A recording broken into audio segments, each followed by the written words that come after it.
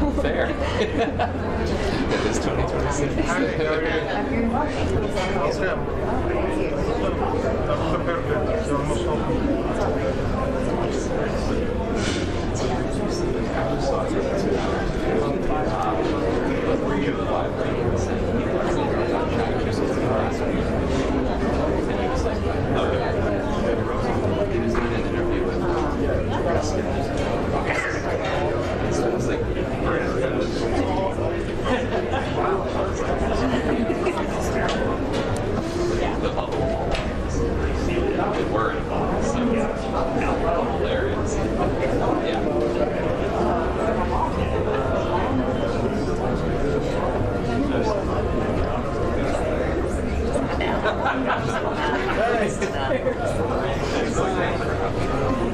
How are you? Hey, Mr. Ford. Yes, yeah, welcome.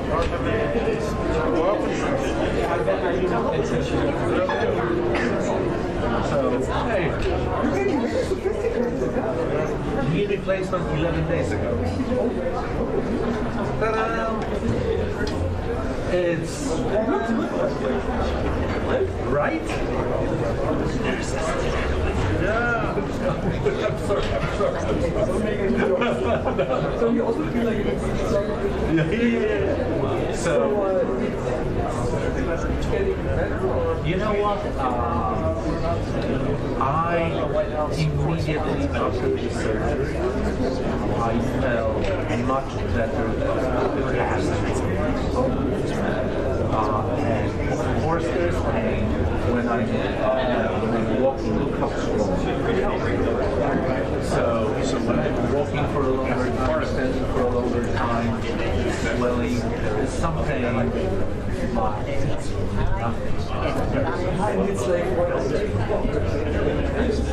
Oh yes, I'm playing running. So I waited for I was in pain.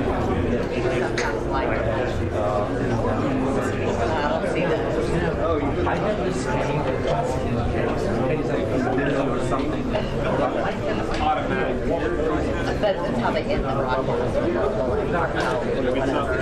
It was Monday or Yeah. Hey.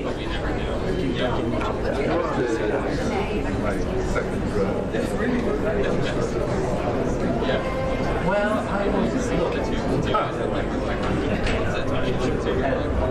one Yeah.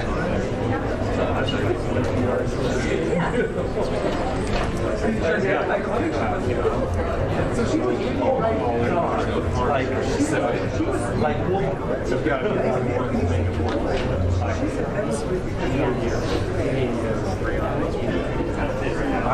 But I gave him 0. I was about to say, I can't, yeah. And then we threw like 3 things out of 3 projects out of it, so I get that. Yeah. That's like step 2 of this training. A lot of level up. Yeah. No, I agree. Yeah. What I know. Yeah, I agree. Yeah.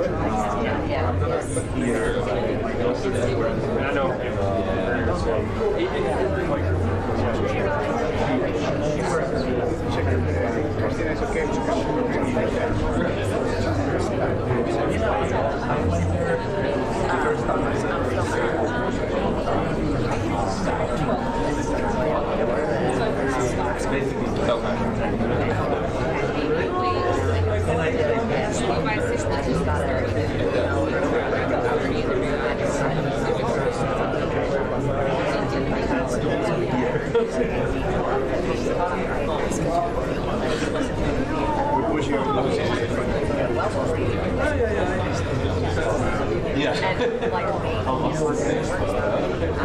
but like,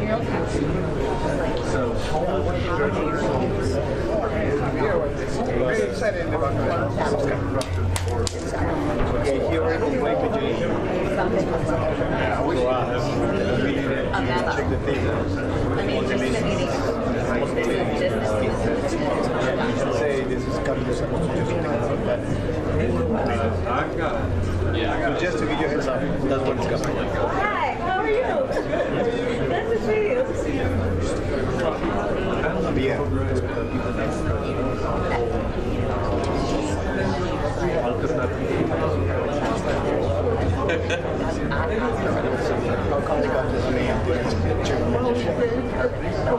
Now we have to check the link. She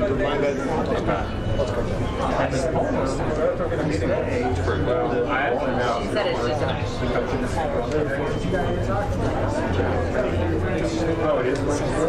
or not a bunch, but I don't know. I don't think that's like, yeah. And solid plans, which is fine. Well, you might enjoy that. You might, yeah, that's what I said. That's exactly what I said. I mean, and she agreed, and I was like, oh. Yeah, no, but it's not going to, they're not going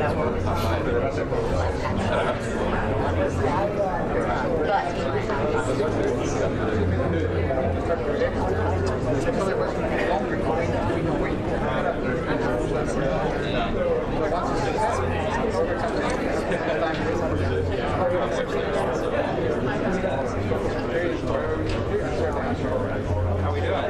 Good to see you. Good to see you. Hopefully you're going to stay this time. You know, I chose a great time to go to another concert. 127. Oh yeah, no, I saw. Sorry, I saw. Okay. I will be uploading stuff on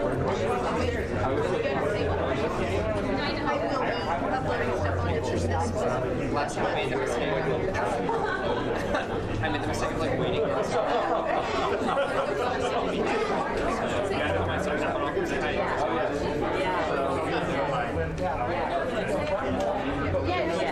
Yeah, just have the numbers. She didn't know we got it. No, she didn't get it. Let me do this first.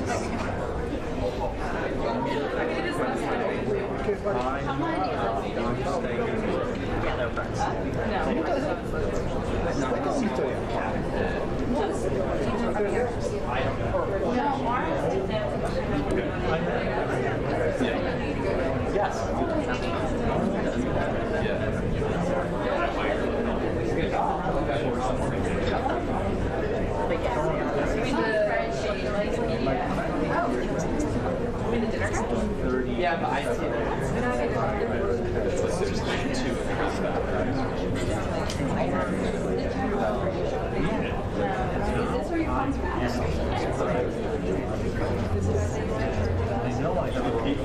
Probably get out of the end. Probably get out of the end. I'm also...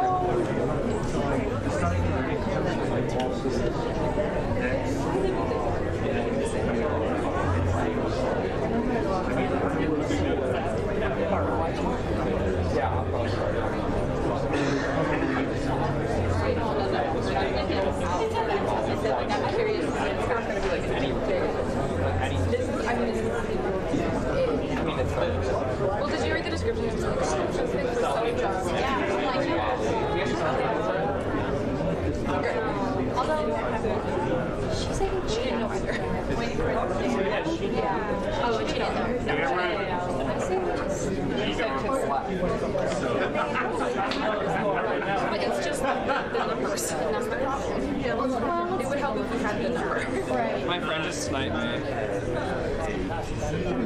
Yeah, but we don't know the number that we're at.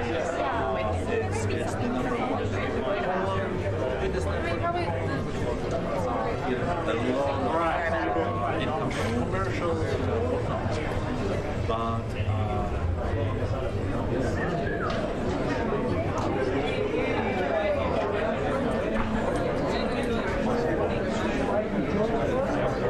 yeah, as soon as they say something,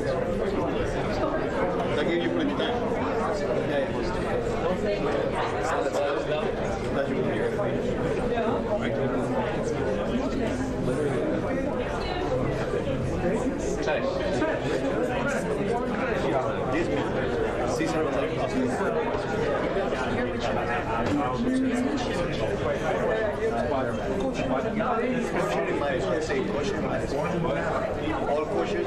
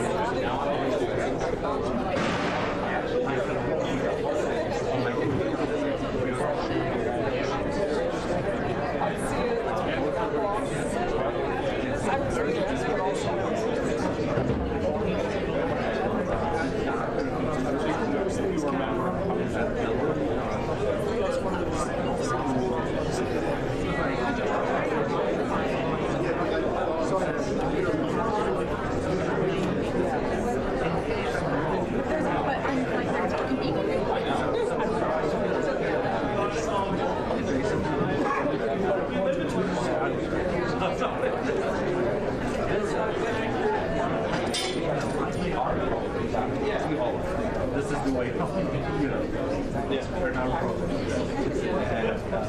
or makeup. Two wine lists.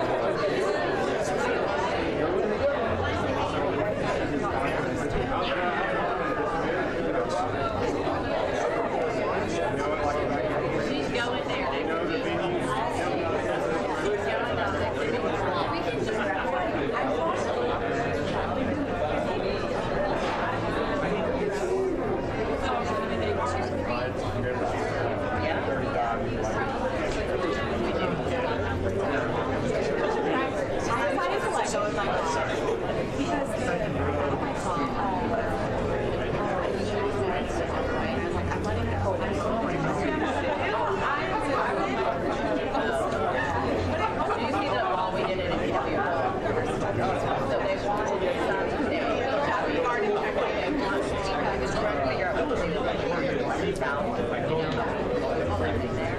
So we show them something like this. Doesn't have to be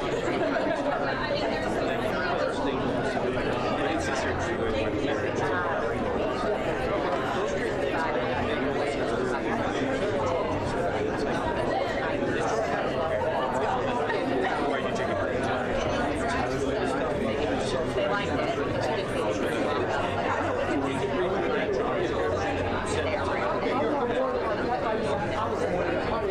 you did it subject area. I told her it's very.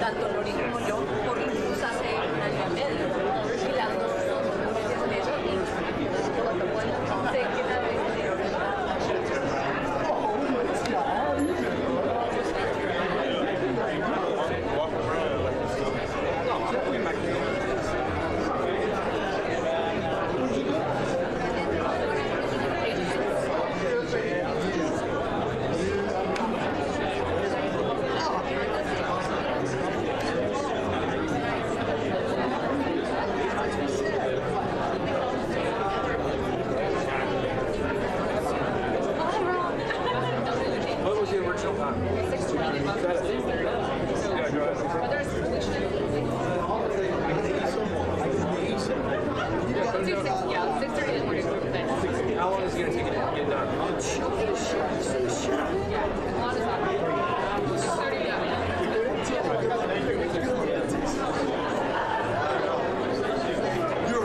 a shadow of yourself.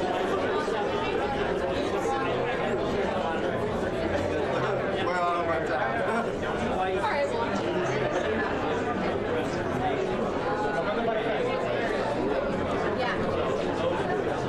It looks like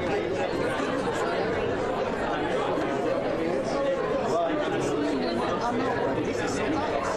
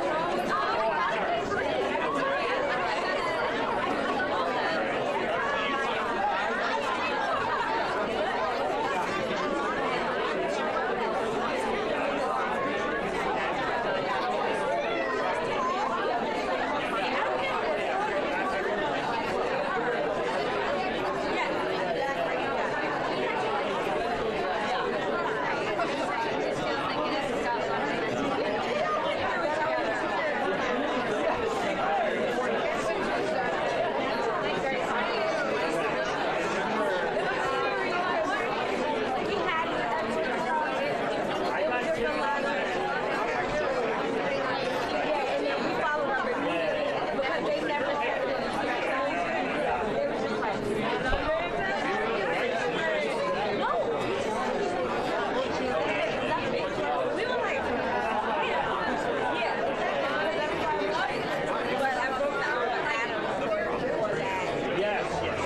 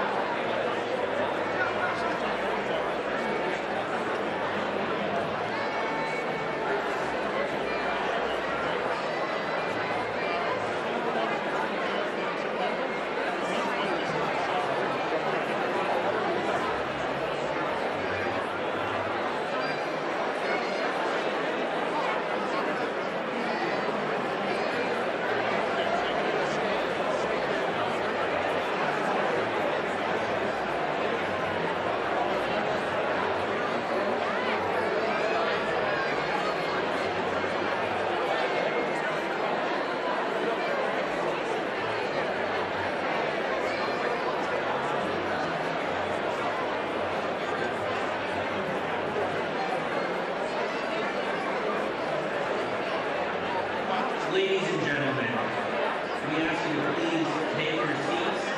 The program will begin momentarily. Thank you. Please take your seats.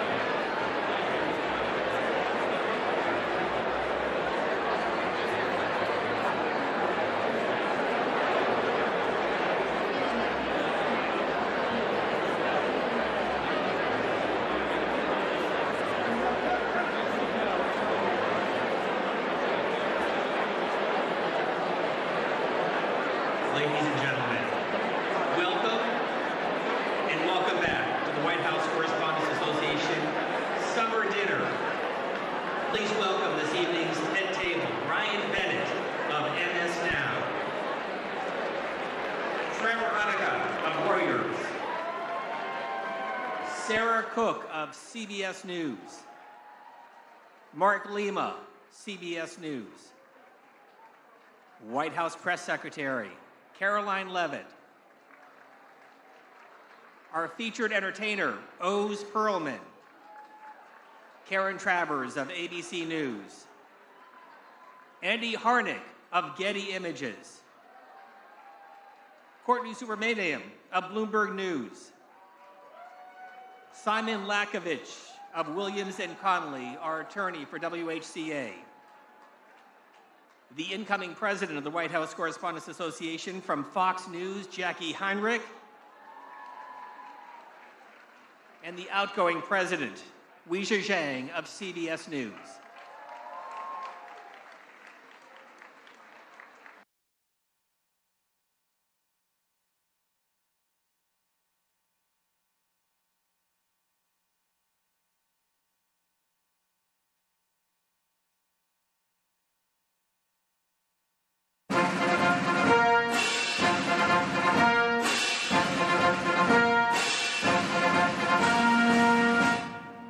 Ladies and gentlemen, the 45th and 47th President of the United States, Donald J. Trump.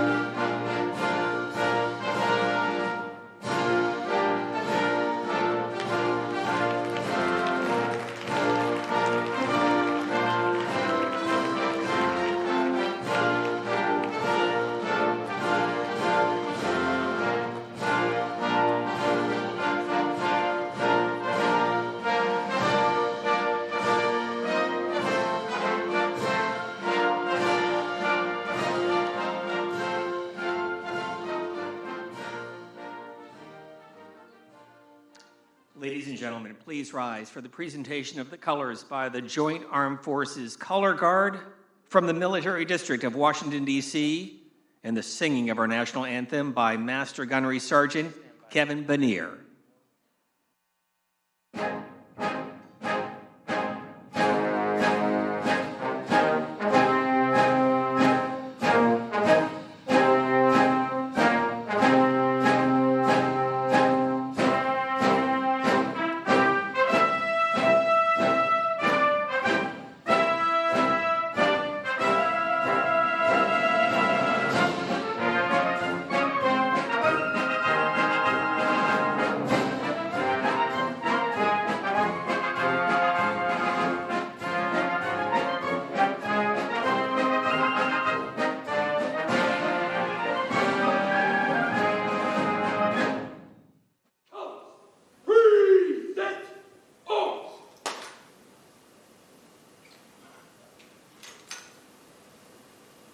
Oh, say, can you see by the dawn's early light what so proudly we hailed at the twilight's last gleaming, whose broad stripes and bright stars through the perilous fight o'er the ramparts we watched were so gallantly streaming, and the rocket's red glare, the bombs burn bursting in air, gave proof through the night that our flag was still there. Oh, say does that star-spangled banner yet wave o'er the land of the free and the home of the brave.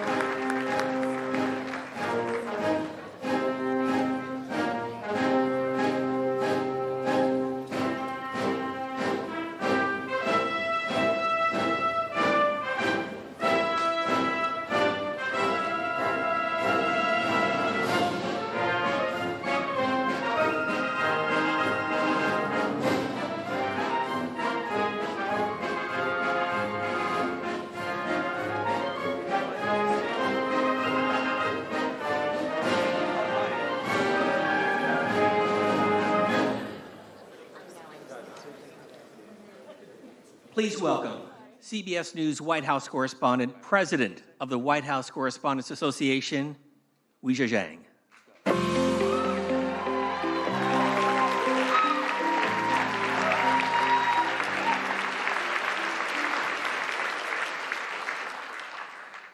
Good evening, everybody. Let's try this again. Because one thing about this press corps is we always have a follow-up.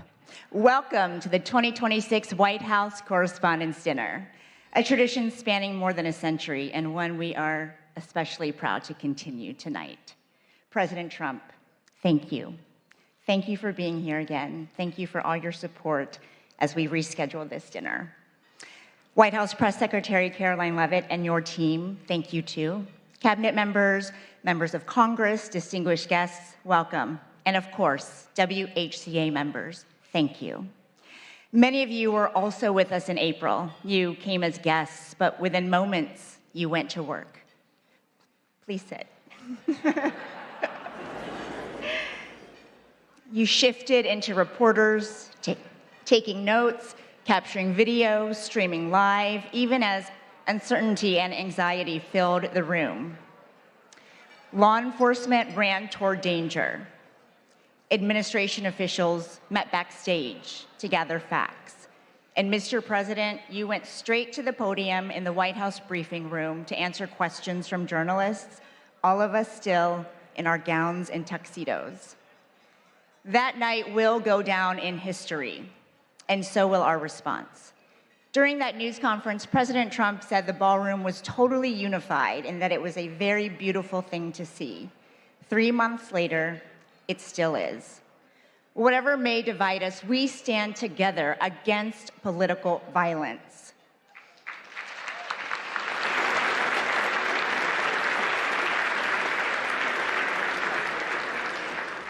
An assassination attempt on our president is an attack on democracy itself. Tonight,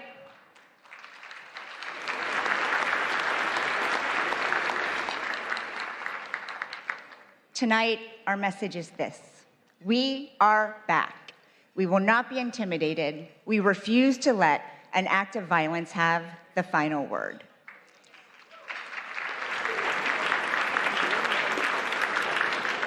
Later, we will honor people whose courage and grace in April prevented the evening from becoming much worse. We'll also celebrate the exceptional work of our colleagues, the students who want to join our ranks, and the First Amendment that protects it all. But first, enjoy dinner and be good to your servers. We'll see you soon.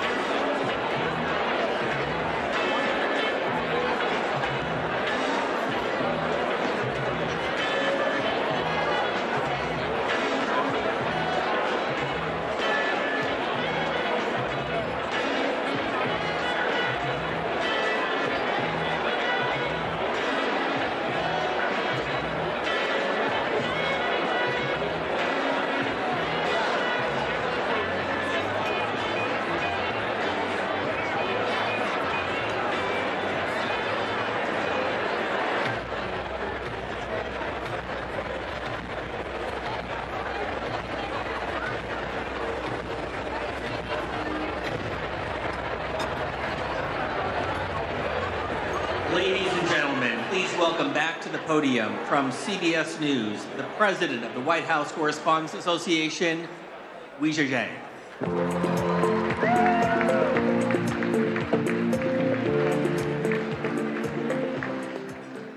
Welcome back to the 2026 White House Correspondents Dinner. I hope everyone enjoyed their meal. Since Calvin Coolidge became the first president to attend this event in 1924, nearly every sitting president has joined us at some point in their term. The tradition is rooted in a simple principle, that a president and the press corps that covers him can share a meal and even a joke. This dinner has never lacked for opinions. I know everyone has a lot of feelings about it, even under normal circumstances, and people ask, should it still exist? But every year, we pack the room. In fact, we just did it twice.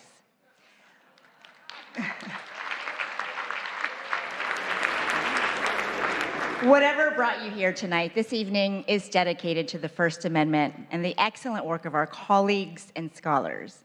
President Trump, you are joining us tonight for the second time in 3 months, and we don't take that lightly. Thank you.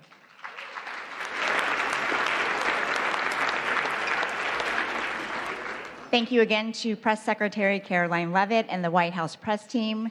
Thanks to the relentless WHCA board members, our executive director, Steve Thoma, and our general counsel, Simon Lakovich, for your hard work and friendship. I have to say thank you again to my CBS News family for enduring a second round of dinner planning. And of course, my family, I love you so much. Our entertainer, mentalist, Oz Perlman, is also back with us. Thank you, Oz. For the record, he did guess Caroline's baby's name right last time, and we can't wait to see what you reveal. But you can skip the part where you guess the president's phone number because half the reporters in this room already have it. Finally, on behalf of the White House Correspondents Association, I also want to thank supporters from around the world, across the political spectrum, who sent well wishes after a shooting interrupted our event in April. Many of you are joining us on live stream, and C-SPAN is the crew as it was that night. Photographers and technicians were under the stairs where the shooter was, but they never stopped rolling their cameras and transmitting live footage despite the circumstances. Thank you.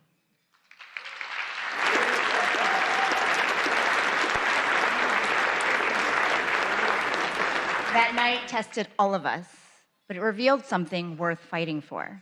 While journalists in the ballroom were gathering facts and getting them to the public, I got a rare glimpse of something few of us ever see in real time. In a holding room, President Trump was huddled with members of his cabinet, asking questions, finding the best way to share the answers with everyone, which is our job description too. I keep coming back to that split screen, not because it was dramatic, but because it quietly proved no matter how complicated or tense the relationship is between the press and the presidency, what we share is far more important than anything else. And that is our duty to serve the American people.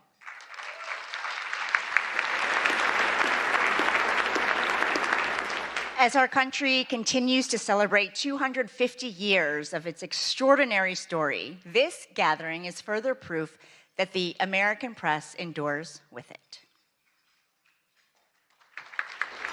Whose broad stripes and bright stars through the perilous fight. The White House Correspondents' Dinner was to be a night celebrating the First Amendment and 250 years of surviving, thriving, and overcoming our nation's many unthinkable challenges.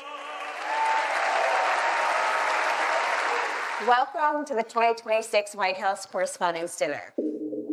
But that celebration was stopped by a single gunman in an apparent attempt to assassinate the president. I heard the loud bangs that were going off.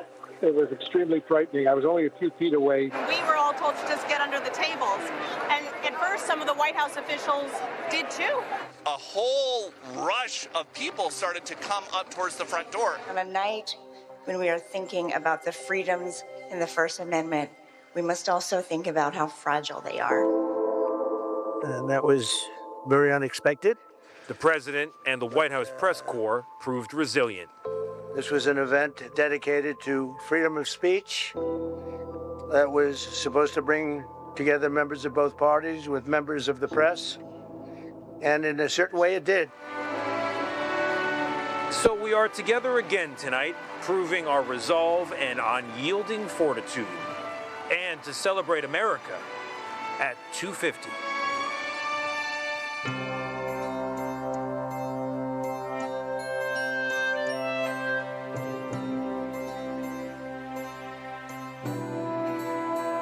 Hello from 1789. I'm James Madison. Yes, that James Madison. I wrote the First Amendment. At the time, we worried a king might control the press. Turns out you're now worried.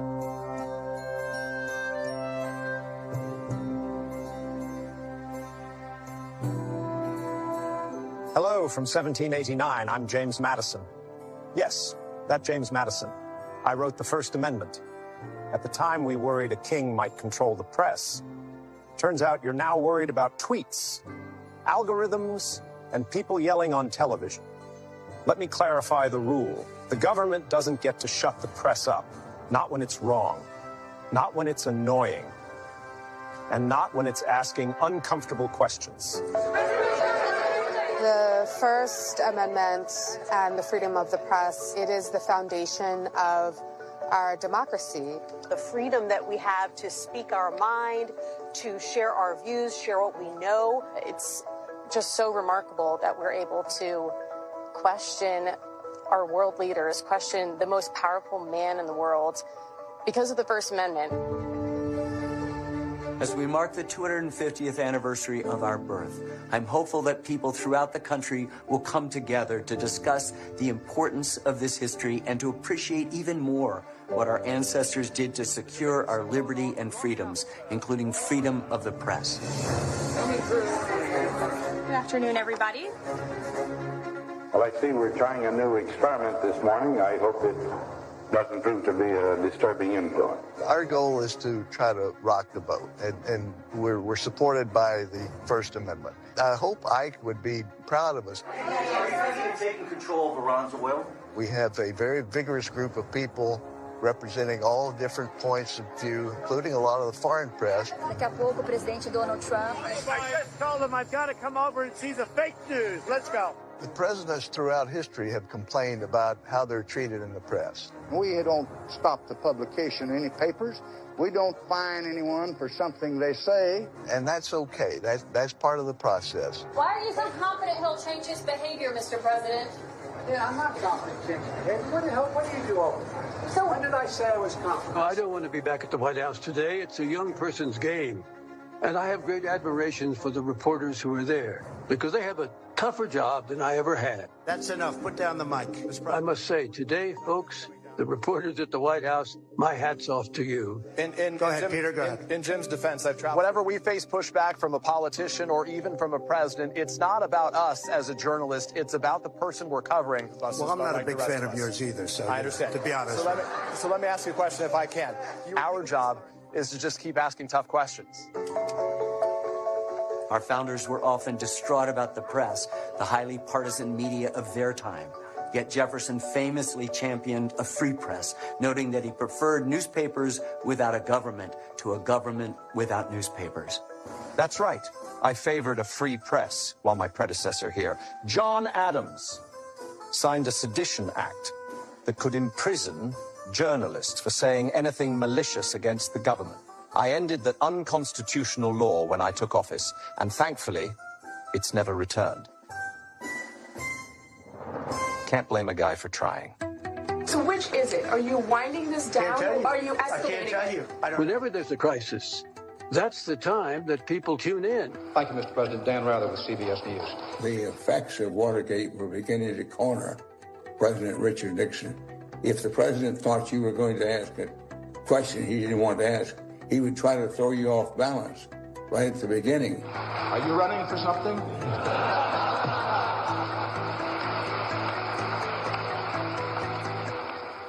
No, sir, Mr. President, are you? Mr. President, in talking about the continuing recession tonight, you have blamed mistakes of the past, and you have blamed the Congress. Does any of the blame belong to you? Yes, because for many years I was a Democrat. Why did you really want to go to war? When we push them to answer questions on the record, they have an opportunity to explain their reasoning, explain their thinking, explain their goals. Can you tell the country, sir, why you are content with all the fanfare around this deal to leave the conscience of this nation and the strength of this nation unaccounted for in relation to these 4 Americans? The notion that I'm content, Major, that's nonsense. And you should know better. Well, everybody, have a good trip. Well, you can't fall asleep on Air Force One because you never know when the president's going to come back and take questions. It's going to be a very long trip, right? Dan Compton, who's been with the president all day, is on the phone from Nebraska. On 9/11, I was part of that small travel pool that the White House agreed to take on what was a 10-hour odyssey. The president might be a target as well, and that is why he has come to as secure a place as he could. The White House made sure that we had phone connections and that we had access to the president. It worked exactly the way it should. So I dialed President Trump's number, and he picked up, just like anybody else. I just got off the phone with President Trump. It was a roughly 9-minute phone interview. I've covered 5 different presidents. I have never seen one other than Donald Trump who regularly takes phone calls from reporters. New media is massively important to our country. Here's what you missed if you weren't tuned in. We utilize social media to help people understand what we're talking about, breaking it down in digestible ways so that they can understand even the more nuanced news that's going on here at the White House. And today we went through the Rose Garden into the Oval Office. Every single outlet that's at the White House is shaping the national news. All of these outlets have a place here, and all of our audiences deserve to know what's going on in our country and in this White House. I don't think it's unusual for a president to be criticized. That seems to be one of the things that go with the job. As we look back over history, almost without exception, the better presidents at the end of their term have actually thanked the press in the spirit of, you had your job to do, I had my job to do, and that's the way the country goes together. Truth be told, in the greater scheme of things, you are, I hesitate to say this, more essential to that common pursuit than I am. And that's why freedom of the press is and must always be above politics. My friends say, what is it like to deal with the press corps? I said, these are just people that are trying to do the best they possibly can. You're not supposed to be sycophants. You're supposed to be skeptics. You're supposed to ask me tough questions and make sure that we are accountable to the people who sent us here. And you have done that.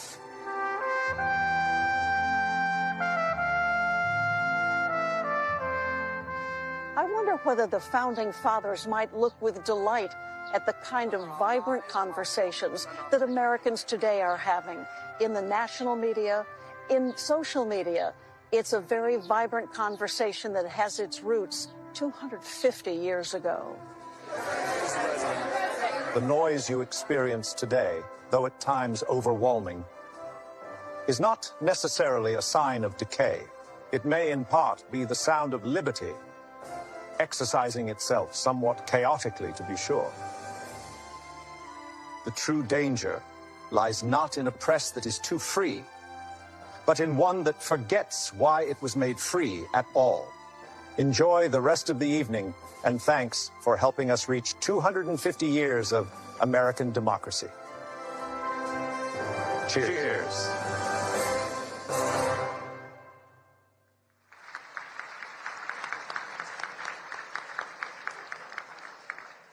Thank you, founders. What a powerful reminder. By the way, that was AI, in case you missed it. What a powerful reminder that generation after generation, White House correspondents have the privilege of writing the first draft of history. Serving as president of our association has been one of the great honors of my life. And as my final act, I was determined to carry out one more event to highlight the strength of our press corps. I am honored to preside over this dinner, but I do have a fact check because technically my last day in office was last week. Our next chapter is in amazing hands with one of the fiercest women I have ever known. She is my wonderful friend, my partner, and 2026-2027 WHCA President Jackie Heinrich, who I've asked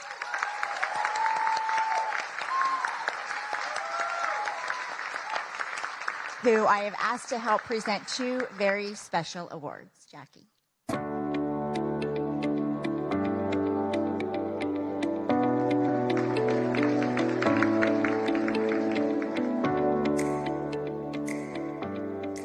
Thank you, Ouija, and good evening, everyone. Before anything else, I want to recognize Ouija Jiang for her leadership, her unwavering commitment to this press corps. Ouija, you have really represented this association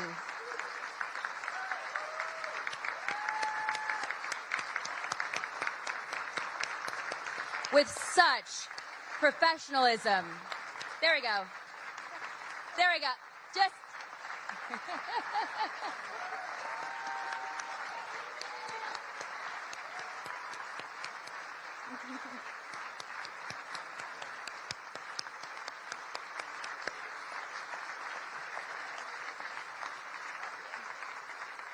and she has represented this association with such professionalism, integrity, grit, and I am so deeply grateful, not just for your example, but also more so for your friendship. And to our members, I am humbled that you've put your trust in me to lead the White House Correspondents Association for the next year. And I look forward to working alongside all of you as we continue our shared mission, pursuing the facts without fear or favor, and exercising the freedoms protected by the First Amendment in service of the American people. The attempt on President Trump's life last April was a sobering reminder that democracy is not immune to violence, and the freedoms that we cherish can never be taken for granted. Political violence must have no home in America.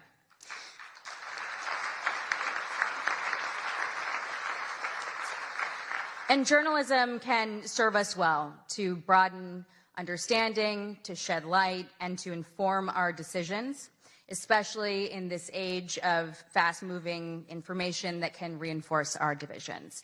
And we are grateful to have President Trump here tonight, taking part in this tradition that recognizes the essential role of a free press in our democracy. Thank you, President Trump. Thank you.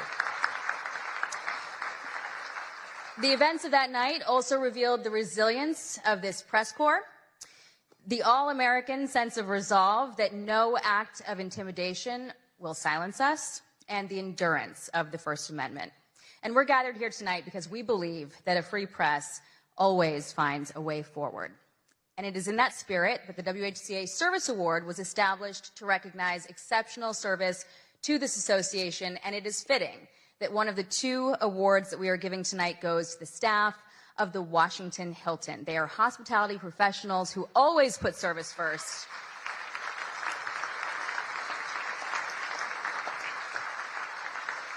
As harrowing events unfolded that night, their courage was on full display.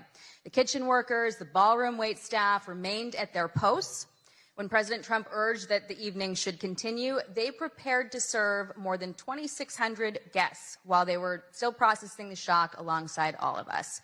And when the Secret Service made the necessary call to postpone the remainder of the program, they immediately pivoted, preserving every unserved meal and donating them to local shelters.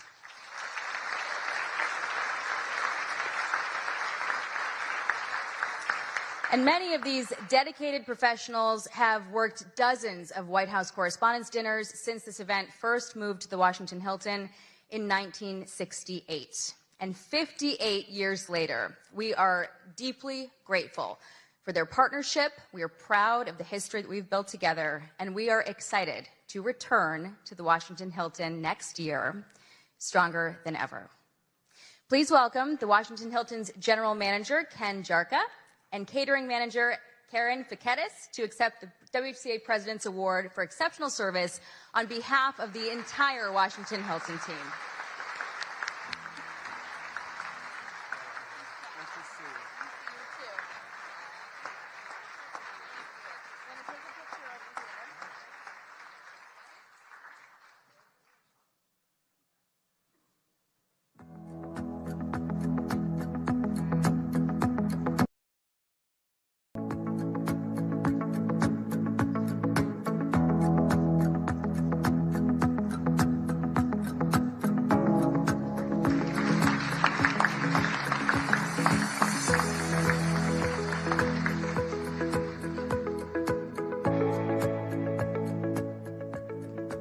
Congratulations, and thank you, Jackie. I also want to thank the staff and security team right here at the Waldorf Astoria for putting so much time and care into helping us plan this event in a very short notice. That evening in April did not unfold as planned, but it ended exactly like it was supposed to. 2,600 guests, plus hundreds of others who were working that night, got to go home unharmed. And that was made possible by the brave men and women of law enforcement and the United States Secret Service.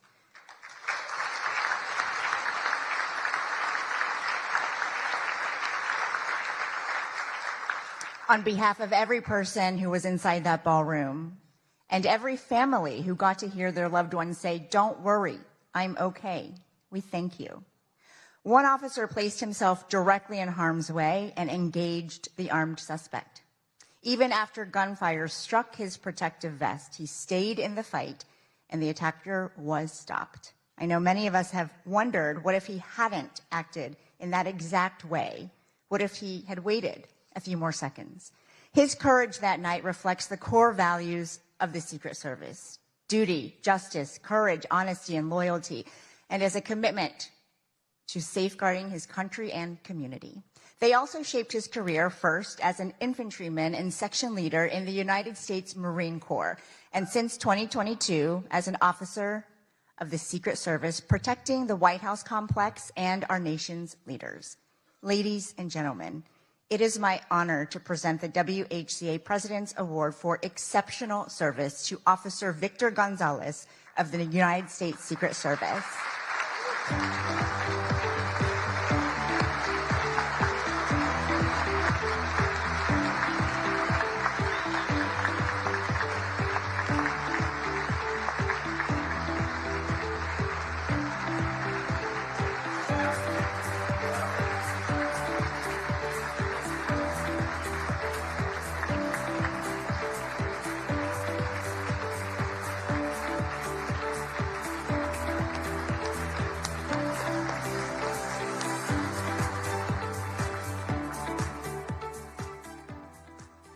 Thank you again, Officer Gonzalez, and to all the law enforcement officials who work around the clock to keep us safe. Democracy is defended in many ways, sometimes with a badge, sometimes with a notebook and a deadline. The White House Correspondents Association started as a group of 50 reporters, and I am proud that our membership hit a record number in 2025, more than 1,000 people, including many from new media outlets. Our press corps covers the presidency at all hours of the day in their personal lives. They miss out on a lot so that the world doesn't have to. If you're a past WHCA president here tonight, please stand.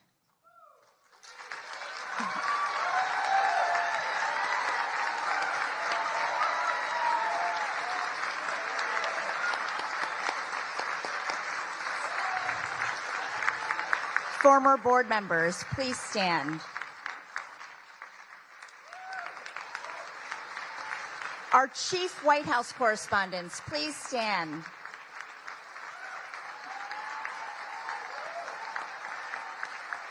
All current White House correspondents, reporters, producers, photographers, visual and audio journalists, please stand.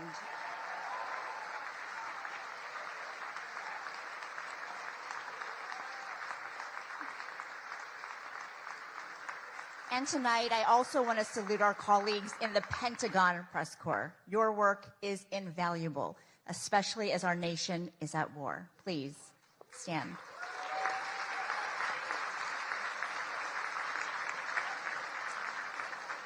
And now we turn our attention to future White House correspondents, our incredible scholarship award winners. Please welcome our Scholarship Committee Chair, who also serves as the WHCA Secretary, Brian Bennett of MS Now.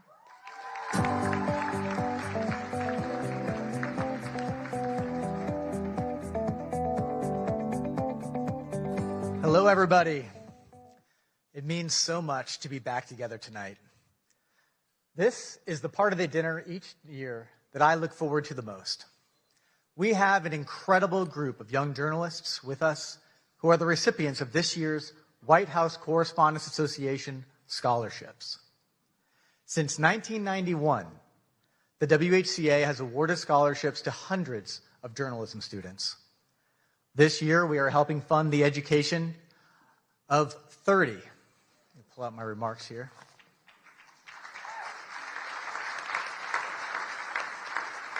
30 students from 16 colleges and universities.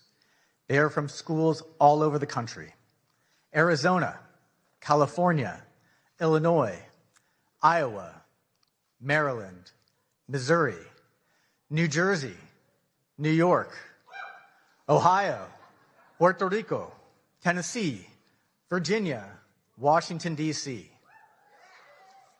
We have important partners who extend the reach of our giving, and you all are a part of that.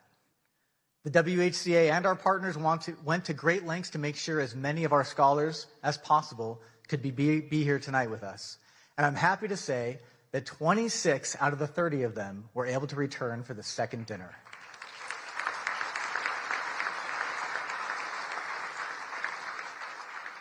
Some came back to D.C. from far away. Many were already here in Washington for the summer for journalism internships. When the April dinner was interrupted by the shooting, a lot of the scholars did what journalists do in dangerous situations. They started reporting, and they reported for their college newspapers. They are already showing their commitment to the work that we are all here to celebrate.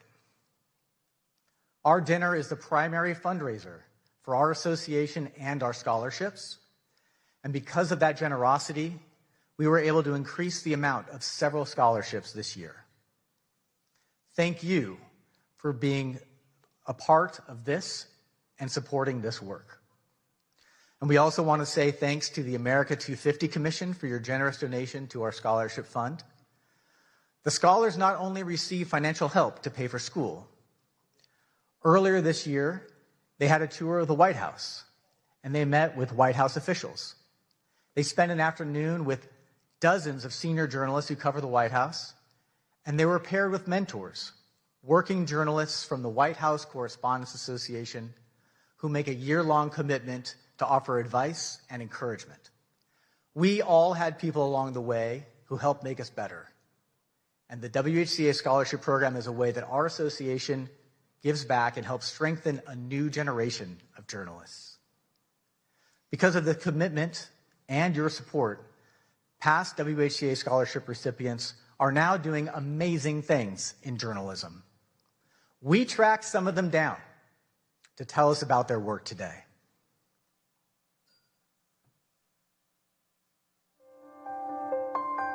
Being a White House Correspondents Association scholar opened up a new world for me. Being a scholar meant that I could have the financial freedom to do what I wanted. Being a WHCA scholar gave me access to so many mentors and a world of opportunities here in Washington, D.C. It gave me the chance to connect with other journalists, other members of the association. Journalism is important, and especially here at the White House, where every day, every hour, every minute even matters.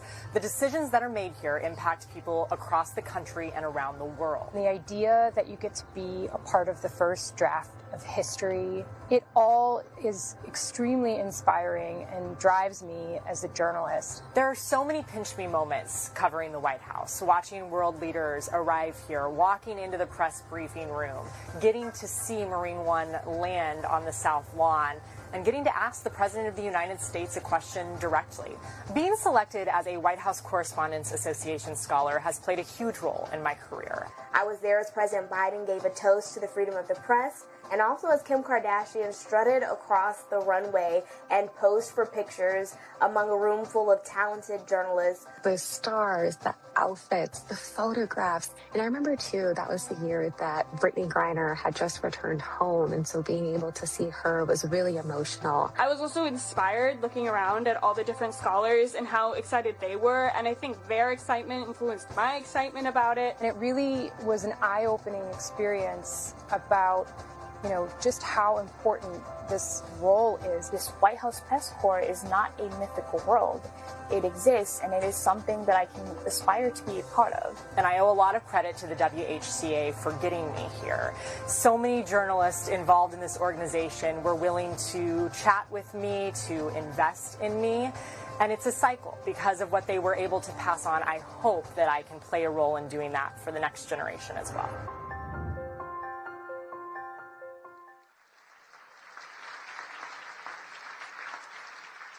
I can tell you, this year's scholarship recipients are also really impressive.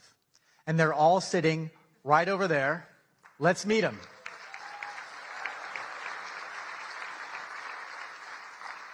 Please stand as I read your name. From American University, Louisa Clausen. From Arizona State University, George Headley, Elisa Horton, and Kyle Sikinski. From Hampton University, Kristen Fluellen and Jade Abubakar. From Howard University, Tatiana Allen and Madison Maynard and Sanyu Lakoma. From Iowa State University, Eric Anderson. From Northwestern University, Jacques Aburizik, Caitlin Bender-Thomas, Samantha Freeman. From Iowa University, Nyla Gilbert, Aidan Ryan, Emily Stokes. From Princeton University, Ina Marcia. From Sagrado Corazon University in Puerto Rico, Iana Sotovalle. From Syracuse University, Ben Bassick. From the University of California, Berkeley, Hae-Yoon Cho. From the University of Kansas, Julia Hansen. From the University of Maryland, Laura Charleston, Lillian Gray, Dana Matthews, Ashley Nera. From the University of Missouri, Callie Fowler, Tyler Kirwan, Fletcher Mantooth. And from the University of Tennessee, Abigail Fanning. Congratulations, scholars. Please be seated.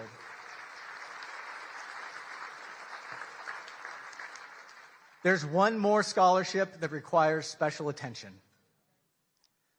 This year, we've added a new scholarship at New York University that has been named in honor of the legendary CBS News White House correspondent, Mark Knoller.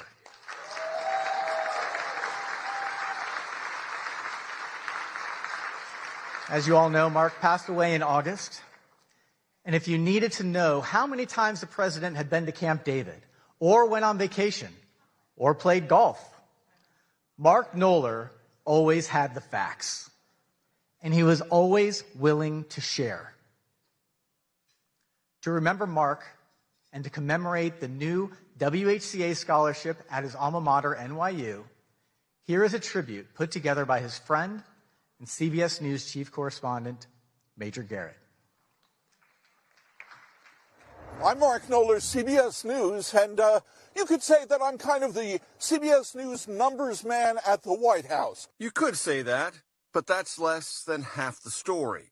Can you justify your role? Mark did keep a log of presidential actions, everything from speeches and press conferences to vacations and foreign trips.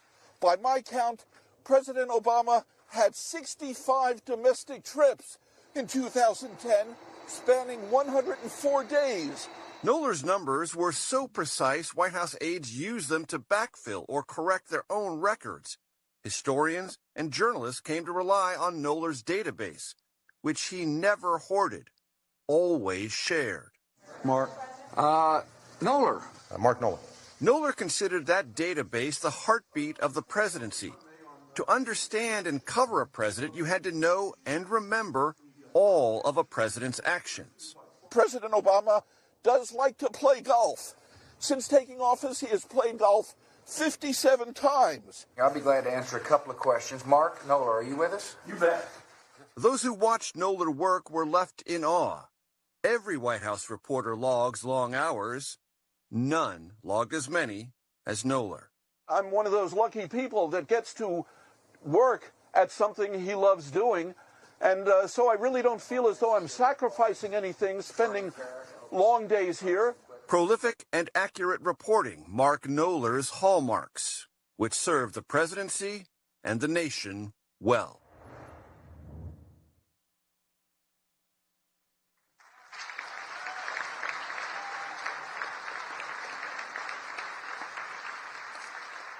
We are honored to be able to add a new scholarship in Mark's name in partnership with NYU's Arthur L. Clarke Journalism Institute. And even more happy to announce that the first recipient of the Mark Knoller Scholarship is Avril Silva. Please stand, Avril.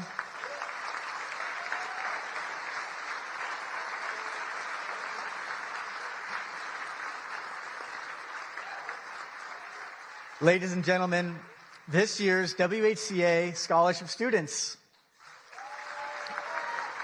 When you see them tonight, offer them advice and offer them jobs.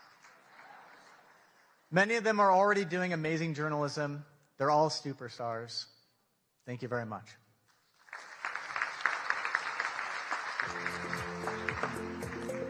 Please welcome the chief correspondent for ABC News, the co-anchor of ABC's This Week, and a former president of the White House Correspondents Association, Jonathan Karl. Not quite yet, actually. Sorry about that. John, you're gonna have to wait a second. We have a lot to celebrate this evening, everyone. We want to give a special thanks to those who value the work that we do, the freedoms that we stand for, including Paramount, the Emerson Collective, and the Knight Foundation. All of them made donations to the WHCA after our April dinner was interrupted. And it is, by the way, our one fundraiser of the year. Their support will help our scholarship programs and our general operations in the next year. Thank you all very much.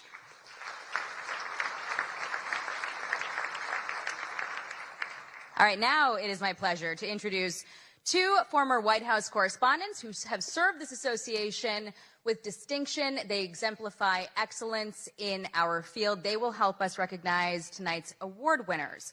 Jonathan Karl is the chief Washington correspondent for ABC News. He is the co-anchor of This Week, and he is a former president of the WHCA.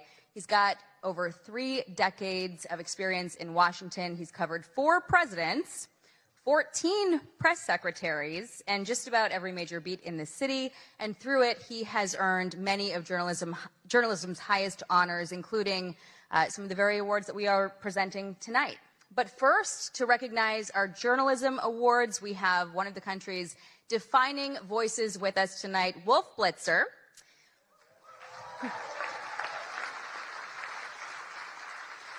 Wolf is CNN's lead political anchor. He's the host of The Situation Room, and he's been a staple of CNN's political coverage since 1990, earning a reputation for steady, authoritative reporting on some of the most consequential moments in modern history, and earning multiple Emmy Awards himself for his distinguished career. Please welcome me in joining Wolf to the stage.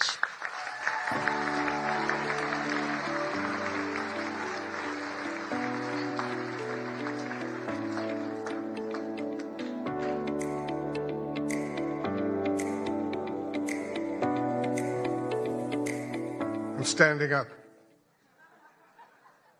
Thank you very much for that really nice introduction. I'm so grateful. I'm so honored to be with all of you this evening. Each year, a panel of independent judges review dozens of entries for the 5 major WHCA Journalism Awards. And it's my honor tonight to announce this year's winners. And I'd like to point out that this is really a special night for me. I don't know if many of you were at the first White House Correspondents Association dinner in April, but for me, it was very memorable indeed. And I can report this time, after the first course, I did not go to the men's room.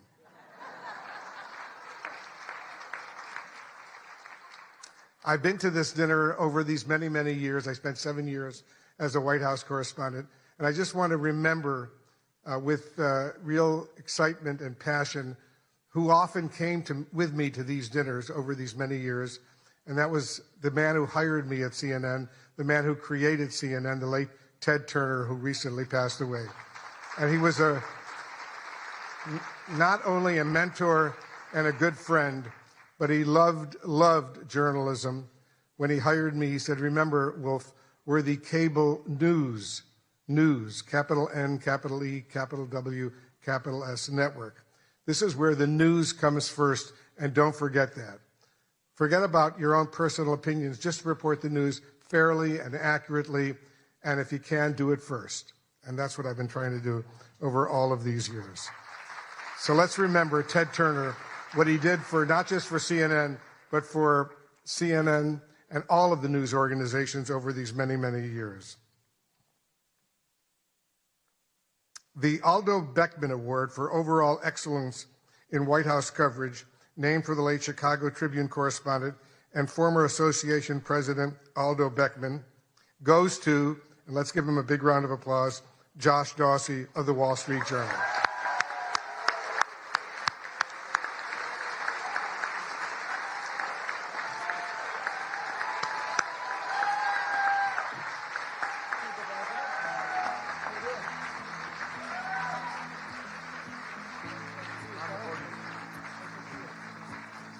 The judges said Josh Dawsey shows us how power works inside the presidency. And over the past year, his reporting has revealed how decisions are made, who influences them, and how power is exercised at the highest levels. Josh Dawsey went far beyond the deluge of breaking news to offer invaluable insights that can only result from deeply sourced enterprise reporting. In the tradition of Aldo Beckman, he exemplifies integrity, persistence, and a steadfast commitment to holding power to account.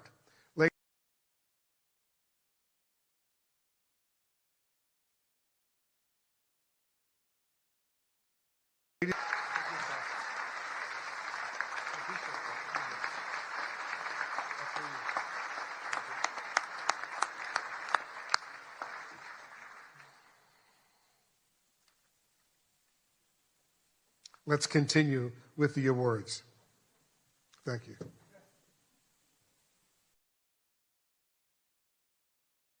We have 2 awards for reporting under deadline pressure, one for print and one for post.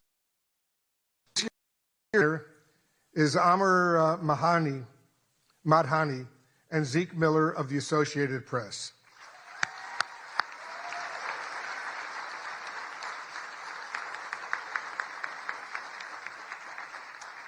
When sources leaked that Trump administration officials were attempting to purge the National Security Council of staff deemed not sufficiently aligned with the president's agenda, Madhani and Miller quickly moved to verify the claim.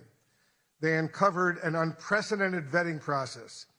NSC staffers were asked about their past political contributions, voting records, and social media posts as a gauge of loyalty to the president. Ultimately, more than 150 NSC aides were removed, resulting in the loss of considerable foreign policy expertise. The story that Madhani and Miller produced is as consequential as it is revelatory. Please welcome Zeke Miller accepting the award on behalf of the team.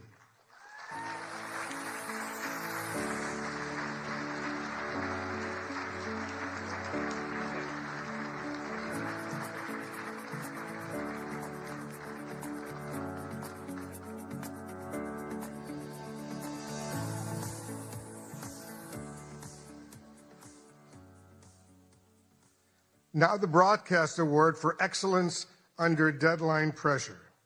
And this year's winner is my colleague and very good friend, Caitlin Collins of CNN.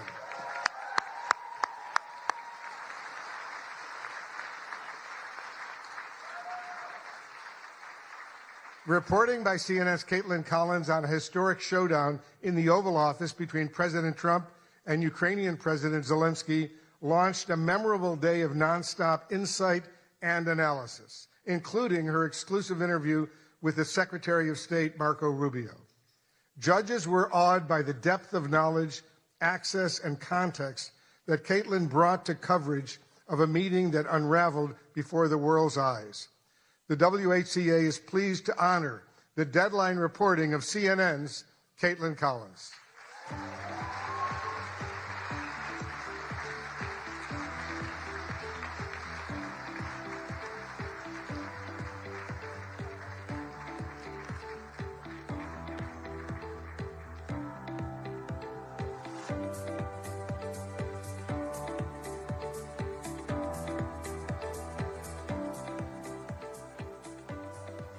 Let's give Caitlin another big round of applause.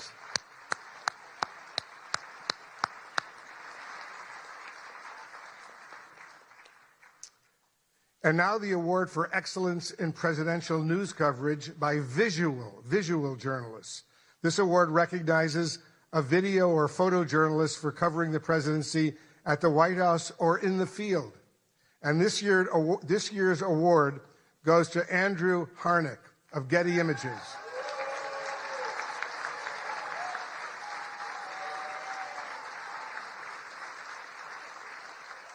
He captured the moment an Oval Office visitor collapsed during an event. And from the judges, they say this: through sharp timing, layered composition, and visual irony, this photograph expertly documents a true split-screen moment in real time. The president's orientation and posture inadvertently echo the statue to his right, while the other half of the frame is defined by movement. A truly striking image of contrast, skillfully captured in a chaotic moment. Please join me in congratulating Getty Images photographer Andrew Harnick, who also represents still photographers on the WHCA board.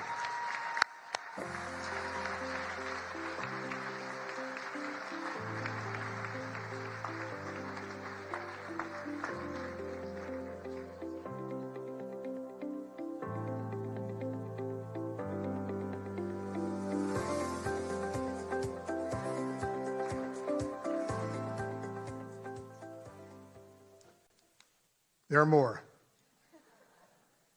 And now the Katharine Graham Award for Courage and Accountability, named for the legendary Washington Post publisher, and it comes with a prize of $10,000.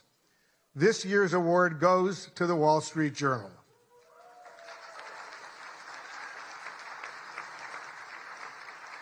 The Journal's courageous reporting on President Trump's past relationship with financier Jeffrey Epstein triggered the release of the so-called Epstein files, thousands of documents that might otherwise have remained hidden from the public.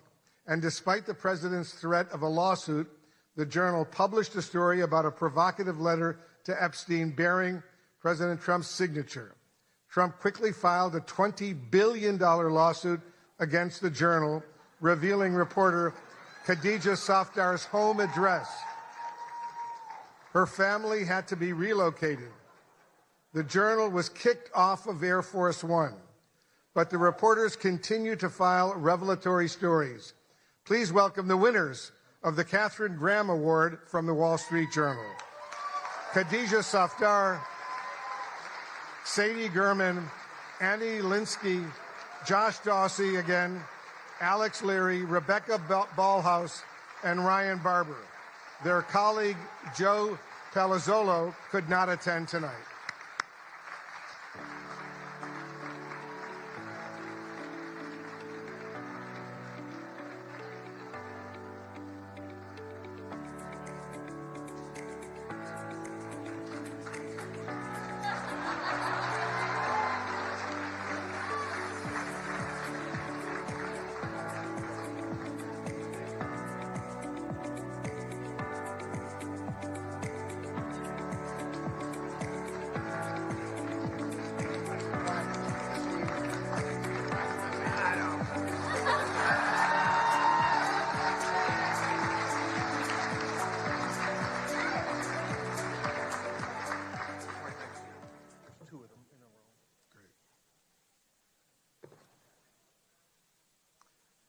The Collier Prize for State Government Accountability is presented by the University of Florida College of Journalism and Communications.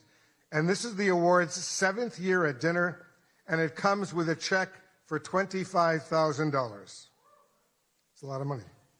This year's award goes to Care 11 in Minneapolis for its investigation, Housing Hustle.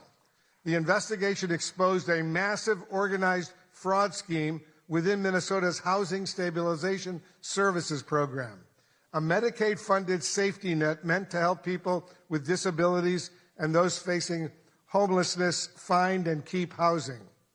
Reporter A.J. Legault uncovered ethical and oversight breaches at the highest levels. The investigation drove sweeping state reforms and waves of federal probes and charges, said one Collier juror. Care 11's rigorous and piercing investigation of Medicare fraud had undeniable impact, including the suspension of more than 130 companies from the ability to bill Medicaid, the state terminating the HSS program, the firing of the state official in charge, federal raids, subpoenas, indictments, and convictions, and enhanced screening, oversight, and suspension powers for regulators. Here to accept the award from Care 11, our reporter A.J. Legault and producer Gary Knox.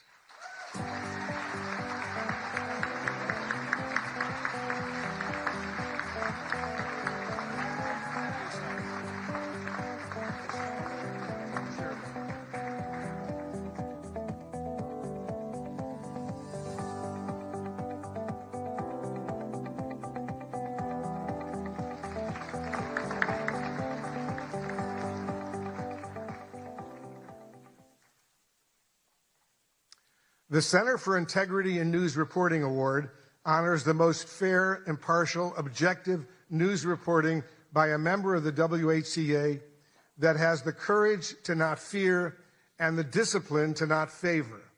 It's sponsored and administered by the Arkansas-based Center for Integrity in News Reporting and comes with a prize of $25,000. The award goes to Tyler Pager of the New York Times. The judges said that in his coverage of the first year of President Trump's second term, Pager demonstrates a disciplined, even-handed approach across a wide range of subjects, including supporters and donors, foreign policy, the Justice Department, and energy. The stories take readers inside consequential presidential decisions while presenting the facts. The work is deeply sourced and carefully verified, reflecting a clear dedication to getting it right without bias. Taken together, this body of work stands as a strong example of fair, impartial, and objective journalism, precisely the standard this award is intended to honor. Let's hear it one more time for this year's winners. Ladies and gentlemen, thank you so much.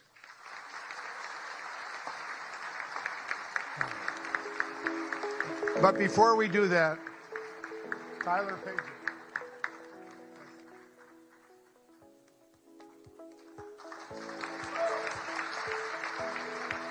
Let's give him another huge round of applause.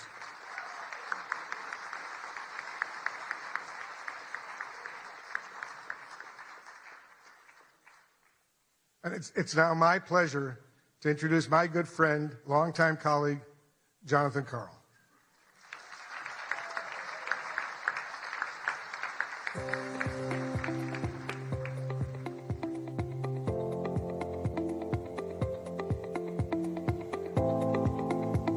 All right, the final award of the evening. It is a high honor to present the award created to recognize the fierce and fair women who cover the White House every day.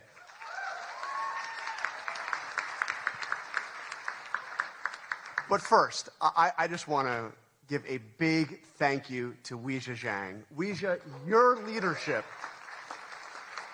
was steady when steadiness was in short supply. You refused to let an act of violence take this dinner away from us. And because of you, it has gone on. You insisted that happen. Thank you. Awesome, courageous. And Mr. President, I want to say it matters that you came here tonight. Thank you. For more than 100 years, presidents have chosen to sit in a room of reporters who ask tough and often uncomfortable questions and who report without fear or favor. It's important. Thank you for being here. And in that spirit, I am thrilled to present an award named after two women who didn't just cover history, they helped make it. In 1947, a woman joined the White House press corps and changed it forever. Her name was Alice Dunnigan. She was the first African-American woman ever credentialed at the White House.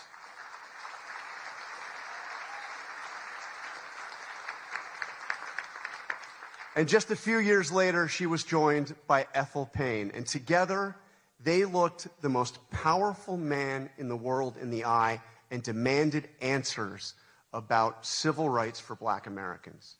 President Eisenhower didn't always welcome those questions, but Alice and Ethel kept going and kept showing up, and they kept asking.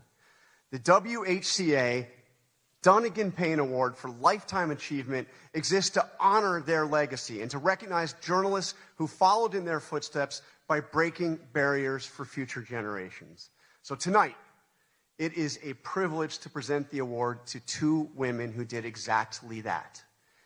In a field long dominated by men, Melissa Young and Susan Walsh each built extraordinary careers as photojournalists, not by waiting for doors to be open, but by bursting through them again and again for decades. Melissa Young, this one I know very well, she worked at ABC News for 44 years.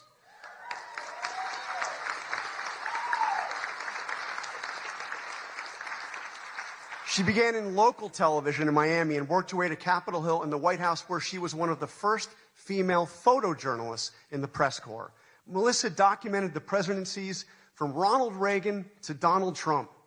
She covered campaigns, secretaries of state, and defense. She reported in disaster zones, war zones, all around the world. I worked side by side with Melissa for about half of those years. And I traveled to more than a dozen countries with her. I'm not going to mention the time I was briefly detained because that was on Capitol Hill and she came to my rescue. That kind of person. True. She's tireless and professional and a lot of fun to be around. She did it all with persistence, resilience, and quiet determination, retiring just last year. Susan Walsh, her career was built on anything but luck. When a promised job fell through after a college internship, she called the AP's Boston bureau every single day for 3 weeks. Just saying, give me a shot, will you? Well, finally, they did just that. She came in, she said yes to every assignment. She worked her way up. She got to cover Super Bowls, Boston marathons, 5 Olympic Games. She transferred to Washington in 1997. And from there, she went on to photograph every U.S. president from Jimmy Carter to President Trump, traveling the world as part of the White House press corps. In 1999, she was part of the AP team that was awarded the Pulitzer Prize for feature photography for her coverage of President Clinton's impeachment. She also served as the White House News Photographers Association, fighting for press access at every turn. Susan also retired just last year and traded the briefing room in for the ice rink, where she now plays hockey with her son. She's pretty good. Alice Dunnigan and Ethel Payne showed us what it looks like to refuse to be pushed aside so that they could keep bearing witness to what matters most. Melissa Young and Susan Walsh spent their careers doing exactly that. Two women, 80 years of combined service, and a legacy that honors everything this award stands for.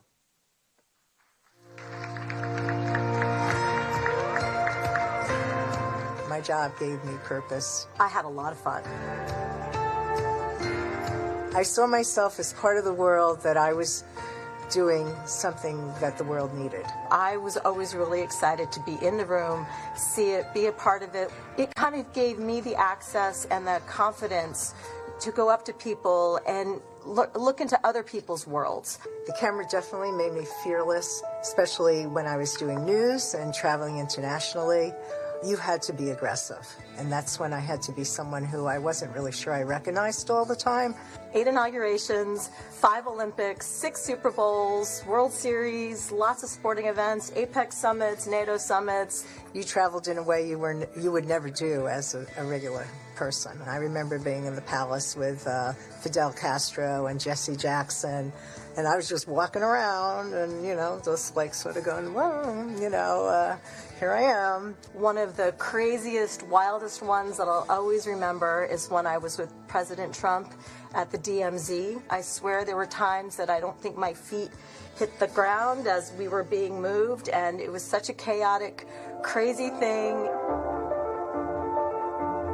9/11 happened, and that just completely changed my life. That's when different kind of travel started for me. When they asked me to go with President Bush to Iraq, there I was, and an Iraqi journalist stood up in front of me, literally in front of me, and threw a shoe.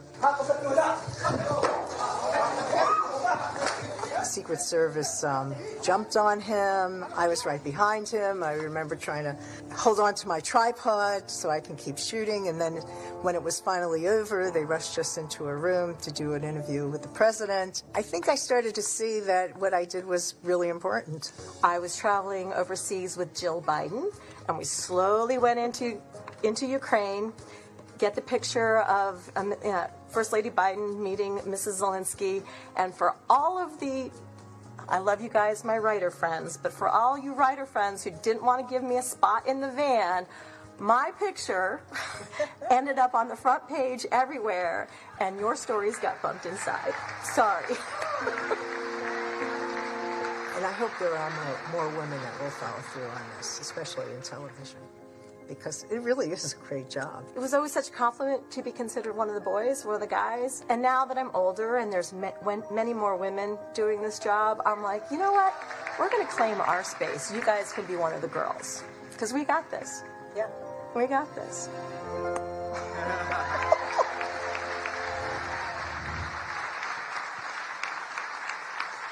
All right, please join me in welcoming Susan and Melissa to the stage.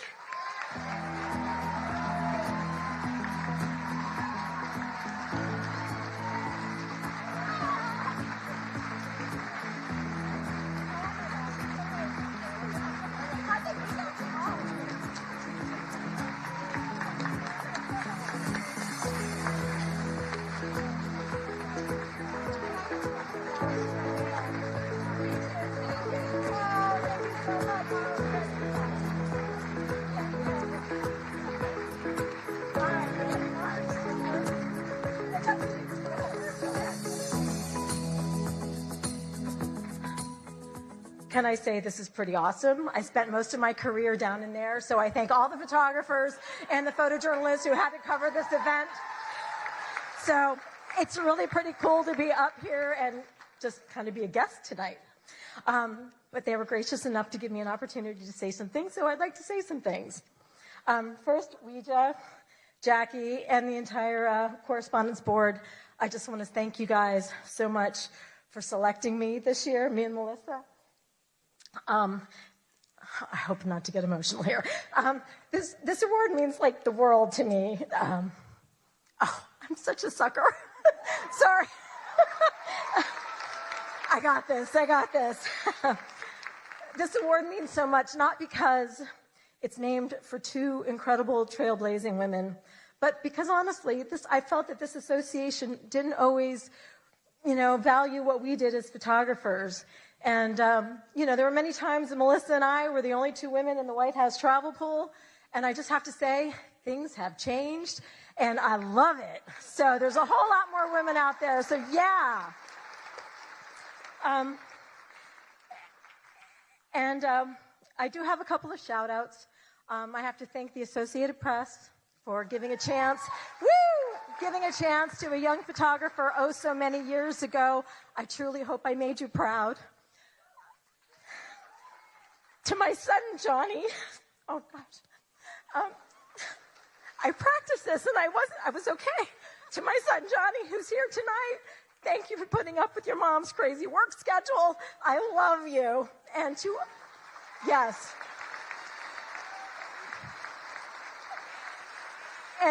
And to all my friends and colleagues that I've traveled the world with, your camaraderie, your support, and most importantly, your laughs have been absolutely the best. And in my retirement, I absolutely miss that the most. So thank you for all of that.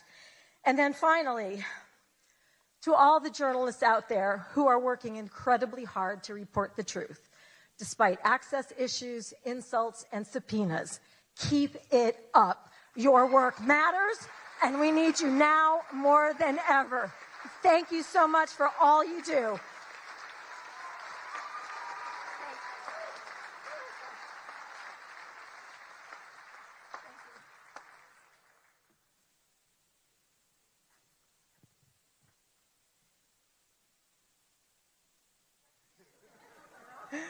ABC has been breaking barriers since its start. Innovation is in our DNA, and being part of this work has always been my goal.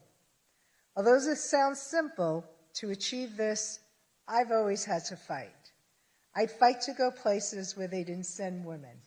I'd fight to disasters in war zones. I'd fight to be part of the White House travel pool, covering 7 presidents. I'd fight to do an Oval Office address.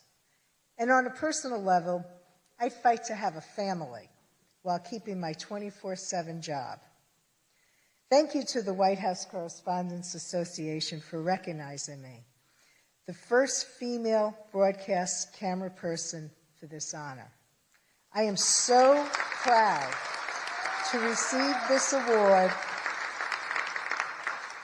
for a lifetime of breaking barriers.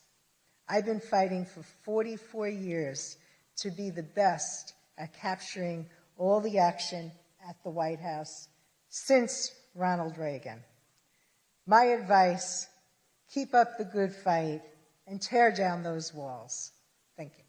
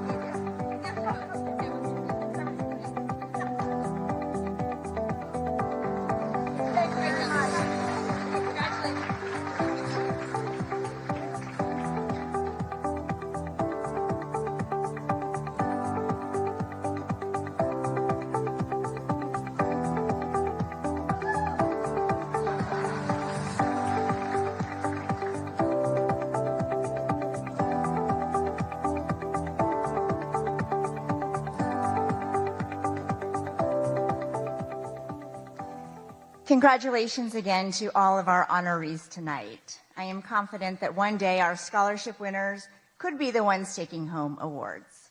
After all, not that long ago, we were you. Young people passionate about journalism and determined to make it work.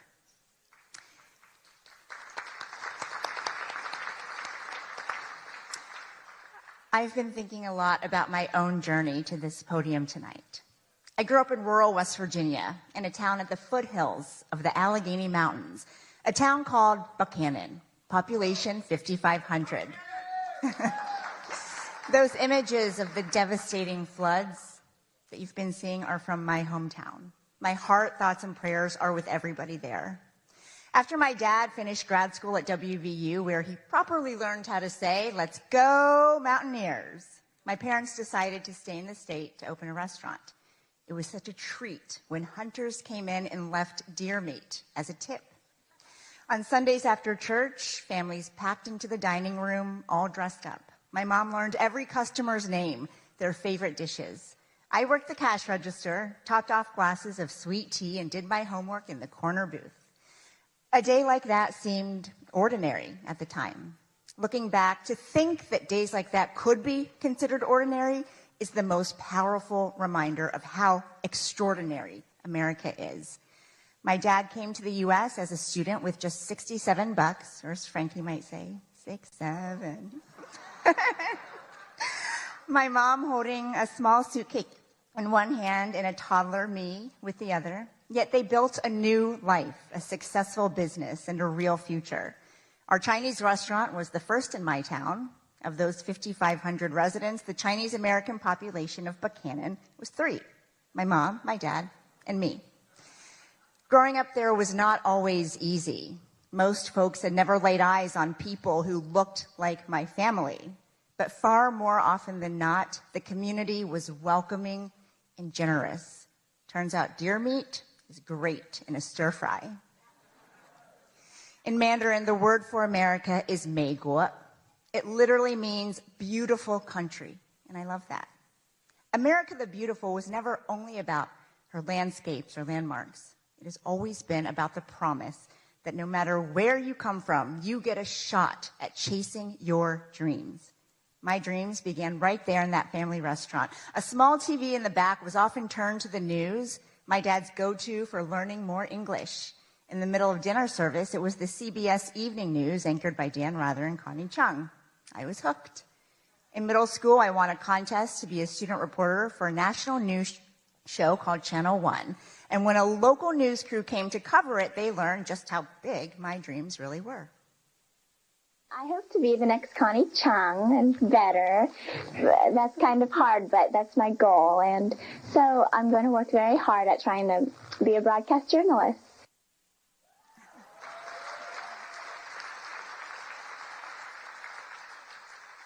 Years later, it's surreal to say that I've sat in Connie Chung's old chair to fill in on the evening news. And Connie and I have talked about how the White House beat and the White House Correspondents Association used to be a little bit of a boys' club. For decades, women could be members, but they were not invited to sit at this dinner until 1962, when a woman who would become Dean of the Press Corps insisted. Thank you, Mrs. Helen Thomas. So tonight it means everything to stand here as the first woman of color ever elected president of this association in its 112-year history. I'm here because of the tenacious women who came before me, Melissa, Susan, and support from my family who are with us tonight. My husband, Luther, not from West Virginia, but Arkansas, similar enough. My amazing daughter, Frankie. Little brother, Jack, who should be sleeping by now. I love you more than anything in the world. I love you the most. My parents came to a country with almost nothing to give their daughter everything. And now I have that because they could be with me in this moment. Mama, Baba, 谢谢.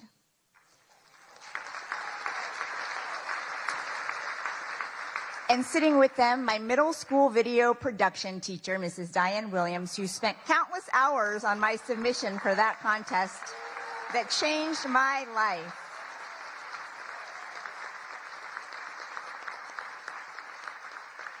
Like public school teachers across the United States, Mrs. Williams looked at a 13-year-old kid and said, "You can be whatever you want when you grow up," and she meant it. My story is like that of so many in this room and in this country, only in America.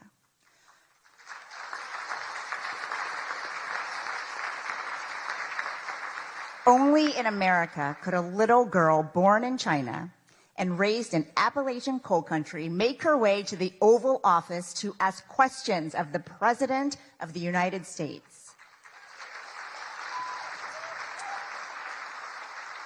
Because when this is your home, you inherit something remarkable. The protections in the First Amendment. Free religion, free speech, free press, free assembly, free petition. This fundamental right belongs to everyone. And that's exactly who the founders were thinking about when they protected a free press. Everyone. All Americans. They were not thinking about reporters. A free press is not a favor to journalists because we're special. We are not special. But America is. No matter who you are, the freedom to criticize without fear of being destroyed, that's not a bug in our democracy. It's supposed to be the feature. In 1786, writing from Paris, Thomas Jefferson told his friend back in Virginia, "Our liberty depends on the freedom of the press, and that cannot be limited without being lost." 5 years later, that thought was enshrined in the Constitution after Jefferson urged James Madison to include a Bill of Rights. Many founders couldn't stand the press. Some things never change. But they understood if our access is restricted, it's really the people's access to information that is limited. If the media faces government pressure or censorship, it's the people who end up knowing less. That was true then, and it's true now. But having press freedom comes with a tremendous responsibility. We can't demand accountability without practicing it. Criticism of the media can be unfair. It can also be legitimate. We get a lot right, but sometimes we get things wrong. We mistake proximity to power for understanding it. And at times we get trapped in our own bubbles. There is a difference, though, an existential difference between criticizing the press and trying to undermine it. One is healthy and it makes all of us better. The other is exactly what the founders hoped to prevent. Around the world, press freedom is not guaranteed. In many countries, reporters who criticize the government are detained without trial, their stories erased. In the worst cases, they never make it home. Tonight, we think about all of them, and we think about the protections that set us apart as a nation.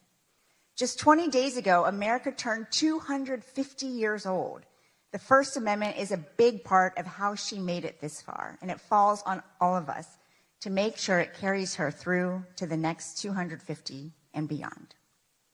President Trump, I've covered you for a long time, and so have many reporters in this room. When we ask questions, you push back, you give us answers, and we push back. You have always been a deal guy. Well, that's the deal. And the First Amendment is a done deal.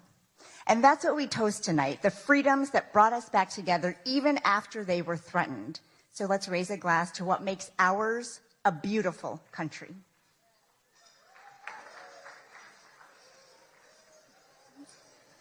And now, ladies and gentlemen, please join me in welcoming the 45th and 47th President of the United States, President Donald J. Trump. And I'm proud to be an American, where at least I know I'm free. And I won't forget the men who died, who gave that right to me. And I'd gladly stand up next to you and defend her still today. 'Cause there ain't no doubt I love this land. God bless the USA. Wow, that was very beautiful, but this has not been an easy evening, all these awards. Do I have a say in those awards, all those awards? But it's great to be back at a place that I know very well because I built it. And I'm very proud of it because I built it for $2.9 billion less than the Federal Reserve building, which is a lot smaller, by the way. Figure that one out. But I am delighted to be here at the White House Correspondents Dinner. Amazing people, a lot of people that I like. Some I don't like it all. But I respect most of them. I must say that. You do a great job, amazing job, and it's an honor. As I said 3 months ago, the show must go on. We were backstage, and we both wanted to just have it go on, whether it was 2 o'clock, 3 o'clock in the morning, it didn't matter. But in the end, it made more sense to do it the way we're doing it. And we had a great news conference at the White House, in a very important room. And you did very well. I think we all did very well. It was a hell of an evening, I can tell you that. Won't soon be forgotten. And I think a lot was learned from that evening. tremendous amount was learned about security and about other things, the dangers of what we all do.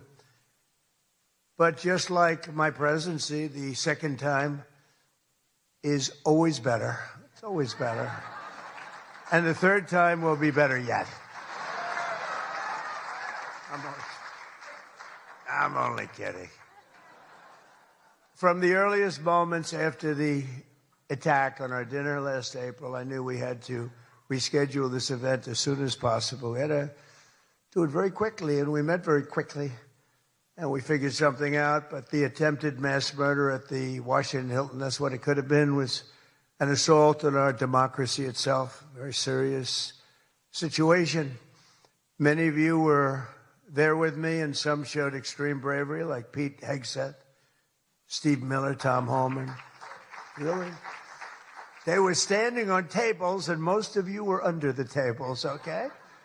But they did. They showed. I saw every one of them that was standing up in those tables. I didn't know if they were brave, if they were smart, if they were stupid as hell. But they were on those tables in some cases, and there were a lot of different feelings going on in the room at that moment. But after hearing the gunshots, many people yelled, "Get down, get down," which caused Nicki Minaj to start twerking. Do you believe it? Get down. She's the only one that really understood what that meant. It's quite an evening. But tonight we come back together to answer that heinous attack with unwavering resolve. And every one of us here this evening to show that in America we do not yield to political violence. We can't do that. Can't do it. So in this country, we believe in freedom of speech. We settle our differences not with bullets, but with open and vigorous debate. And no deranged loser with a gun will ever change that. We can't let that ever happen. There are a lot of very dangerous people out there. We can't let it happen. I want to begin by expressing our gratitude to the incredible men and women who put their lives on the line every day to protect my family and myself, all presidents, and lots of others. That's the United States Secret Service. So I appreciate it very much. And Sean and the whole group, amazing job. Amazing job. In recent months, they've repeatedly responded to threats with speed and professionalism and extraordinary courage. And there is no better example of that than Officer Victor Gonzalez, who we just met. It was amazing. What he did was amazing. When the would-be assassin charged the checkpoint at speed, he was fast. You know, when you looked at that, you had to look at it about 10 times before you really saw what was going on. He was quick. Nasty. The gun made him nasty, actually. But Officer Gonzalez engaged the attacker without hesitation and took a bullet to the chest after his ballistic vest, fortunately, was on. It saved his life, and Victor did not even want to go to the hospital for a checkup. We insisted, really, we wanted him to do it. We insisted, but he didn't want to go. So to Officer Gonzalez, Secret Service, Metropolitan Police, law enforcement generally, and even all of the military who surround us in the room tonight, we salute you and we thank you with all of our hearts. Thank you very much. Great job. Great job. Great job.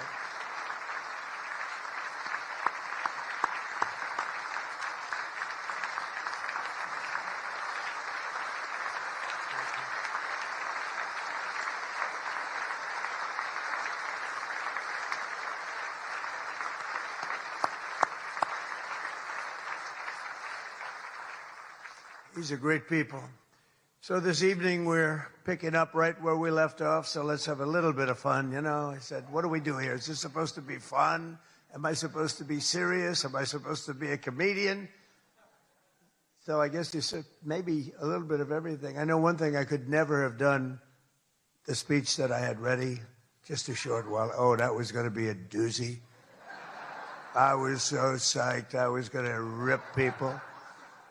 And I don't know, just something changed. It's really for the better, but I just wouldn't want to do that. But we'll do a little ripping if you don't mind. But it is true. I said, how do we handle this? It's going to be a different kind of an evening, and it is. And in many ways, it's a more beautiful evening, actually. Everyone's looking really good tonight, and I know it was not easy finding shoes to go along with your bulletproof vests, which many people didn't want to wear because they'd rather die than look 20 pounds heavier. You know that, right? We have that a lot. They put one on me. I said, are you sure I'm not wearing this? No, you look exactly 20. They say, sir, it's about 21 pounds. They said, not good. But I want to thank the outgoing president of the White House Correspondents Dinner Association. Now, she won't admit it, and she should not admit it, but we sort of became friendly. You know, in times of stress, on occasion, you become friendly. I have a lot of respect for Ouija, and I tell you, we went through a little bit of a war together. It turned out pretty good. It turned out pretty good because of a lot of good people. They stopped the tragedy, so I want to thank you very much. Fantastic job.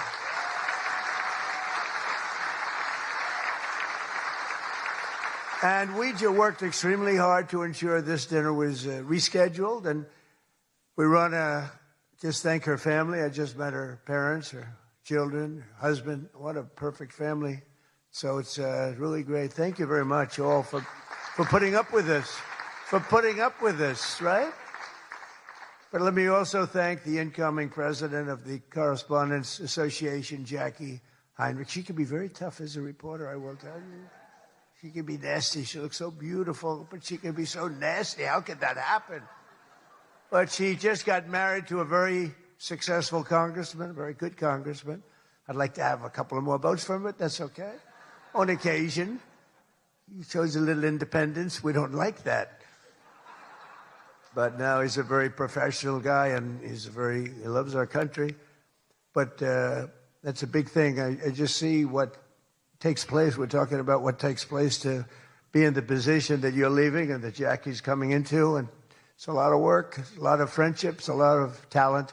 And so, Jackie, congratulations.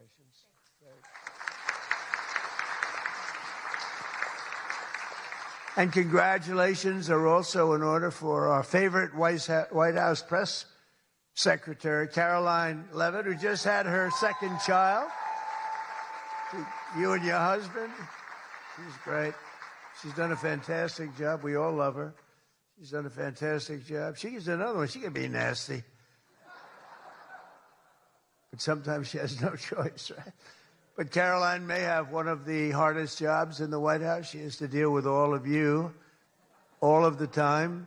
And you can be very difficult. You can be very, very difficult people. But I'm probably being a little bit oversensitive. Sometimes I really do think that some of you don't like me. In fact, I read a report. I get 93% negative publicity. 93. So how the hell did I win the election by so much? Think of it. I don't think that's true. I can't believe it's 93. In the 80s, maybe, but not 93. But this place is really the largest group of Trump derangement syndrome people ever put together at one time, I suspect. Some of you are lucky that our last dinner was cut short because I had brought with me what would possibly have been, I'm telling you, I had something. I was going to go after you. I feel so badly doing this. It's going to be such a letdown. Oh, yay. But your lives were really in danger the last time for an opposite reason. But on the plus side, your careers were saved, and we really do. We have a complete and total. You know, I love the words complete and total. They say, but it means almost the same thing. I said, it doesn't matter when you say it. It's called emphasis. It's called emphasis. But everyone is now really warming up. The new White House Military Center, drone port, highly protected ballroom. We have our ballroom. The windows are this thick. They said to the people, well, if a bullet hits, what happens? Nothing. Nothing. It bounces right off, sir. This is the greatest bulletproof glass. I said, AK-47, that's supposed to be a big one. I don't know so much about the guns. My sons know a lot. But I said, I know it's big. What would happen? They go up, meaning it can take more. I said, so if I'm making a speech and I hear that pinging sound at a window, what would I do? Sir, leave the room right away, but you're going to be safe. We're building something that's going to be amazing. And in light of what we went through, I think people understand it. It's going to be amazing. A phenomenal, one of the biggest drone ports anywhere in the world, right on the roof, right protecting the White House, not only the ballroom. And what's underneath, you know, is supposed to be a top military secret, what's underneath, but then you get sued as usual, and you have to reveal that you're building this unbelievable situation downstairs with room after room of very complex stuff. It was the military's dream to have it built. I wanted to have a ballroom because for 150 years they wanted it. And then the generals came to see me and they said, sir, you're building something. This gives us an opportunity to do something that will be so unbelievable, never happen again. Because there's very little built under the White House, very hard to build under a very fragile building like that. It's very fragile. It's old and a little different construction standards, frankly. And this is an opportunity for us to build something very powerful. I said, let's keep it secret. They said, no, we're telling you, sir, let's keep it secret. And then we get sued and we revealed every room, We told the people that did the suing, they're not good people. We told them, we said, you know, you're being very unpatriotic when you bring a suit like this, but it is what it is, but it's going to be, it's really going, it's moving fast. We're ahead of schedule. We're right on budget. And it's going to be something like, I think, no country has. I just visited China. They have this magnificent room, the Great Room. They call it the Great Room. It's a great room, but what we have is going to blow. There won't be anything like it. It's going to be fantastic. And with all of the things that are going along with it for safety and security of future presidents. You know, I'm only going to be using it for about 6 months, assuming we finish it right on time. I get to use it. Somebody said, he's building it for himself. I'm building it for the future. I'm not building. I use it. Now, had I not gone down 6 or 7 stories, then in that case, I would have been able to get a couple of years out of it. But that was far more complex, what we did downstairs, than what we do upstairs. So we're very proud of it. That's going to be amazing. And I think I was just telling the whole group sitting at the table, we were talking about it. I said, I think, you know, it's White House Correspondents, so I don't see any reason why you wouldn't be able to use that. It's going to be very large and very beautiful and very safe, and that's what you need. So I was thrilled to see that after witnessing the attack, even Democrat Senator John Fetterman told his fellow Democrats to drop the Trump derangement syndrome and build the White House ballroom. But it's much more than that. It's something that you're going to use. I predict that you're going to end up using it, and a lot of people are going to end up using it. They're going to be as safe as you can possibly be. But despite everything that happened at the previous dinner and all of the dangers involved, I'm told that this is still the hottest ticket in town. This ticket to get in tonight, because it's a smaller room, it's a beautiful room, it's a luxury room. See those beautiful chandeliers? I can tell you everything about them if you'd like to know. See that beautiful Capitol above? See the beautiful Capitol? See everything, the brass. Those chandeliers are great. I'm looking at them, saying, I wonder if I could, you know, I sold this building, and they're doing a nice job, but they're nice people. But I'll tell you, I'm looking at them, saying, I wonder if I could walk out with those chandeliers, because you can't buy them. They're very special. I won't tell you the fact. I won't mention that they're Czech crystal, because I'd like to say everything's made here, but they are Czech crystal. And they are beautiful. And the Waldorf people are doing a really nice job. We're proud of them, actually, because, you know, when I left town, I was a little angry. I was a little bit angry. I was offered a nice price. I said, I'm getting out of that place. And then I said, let's make a comeback. And but I was very proud of this building. This building was hot.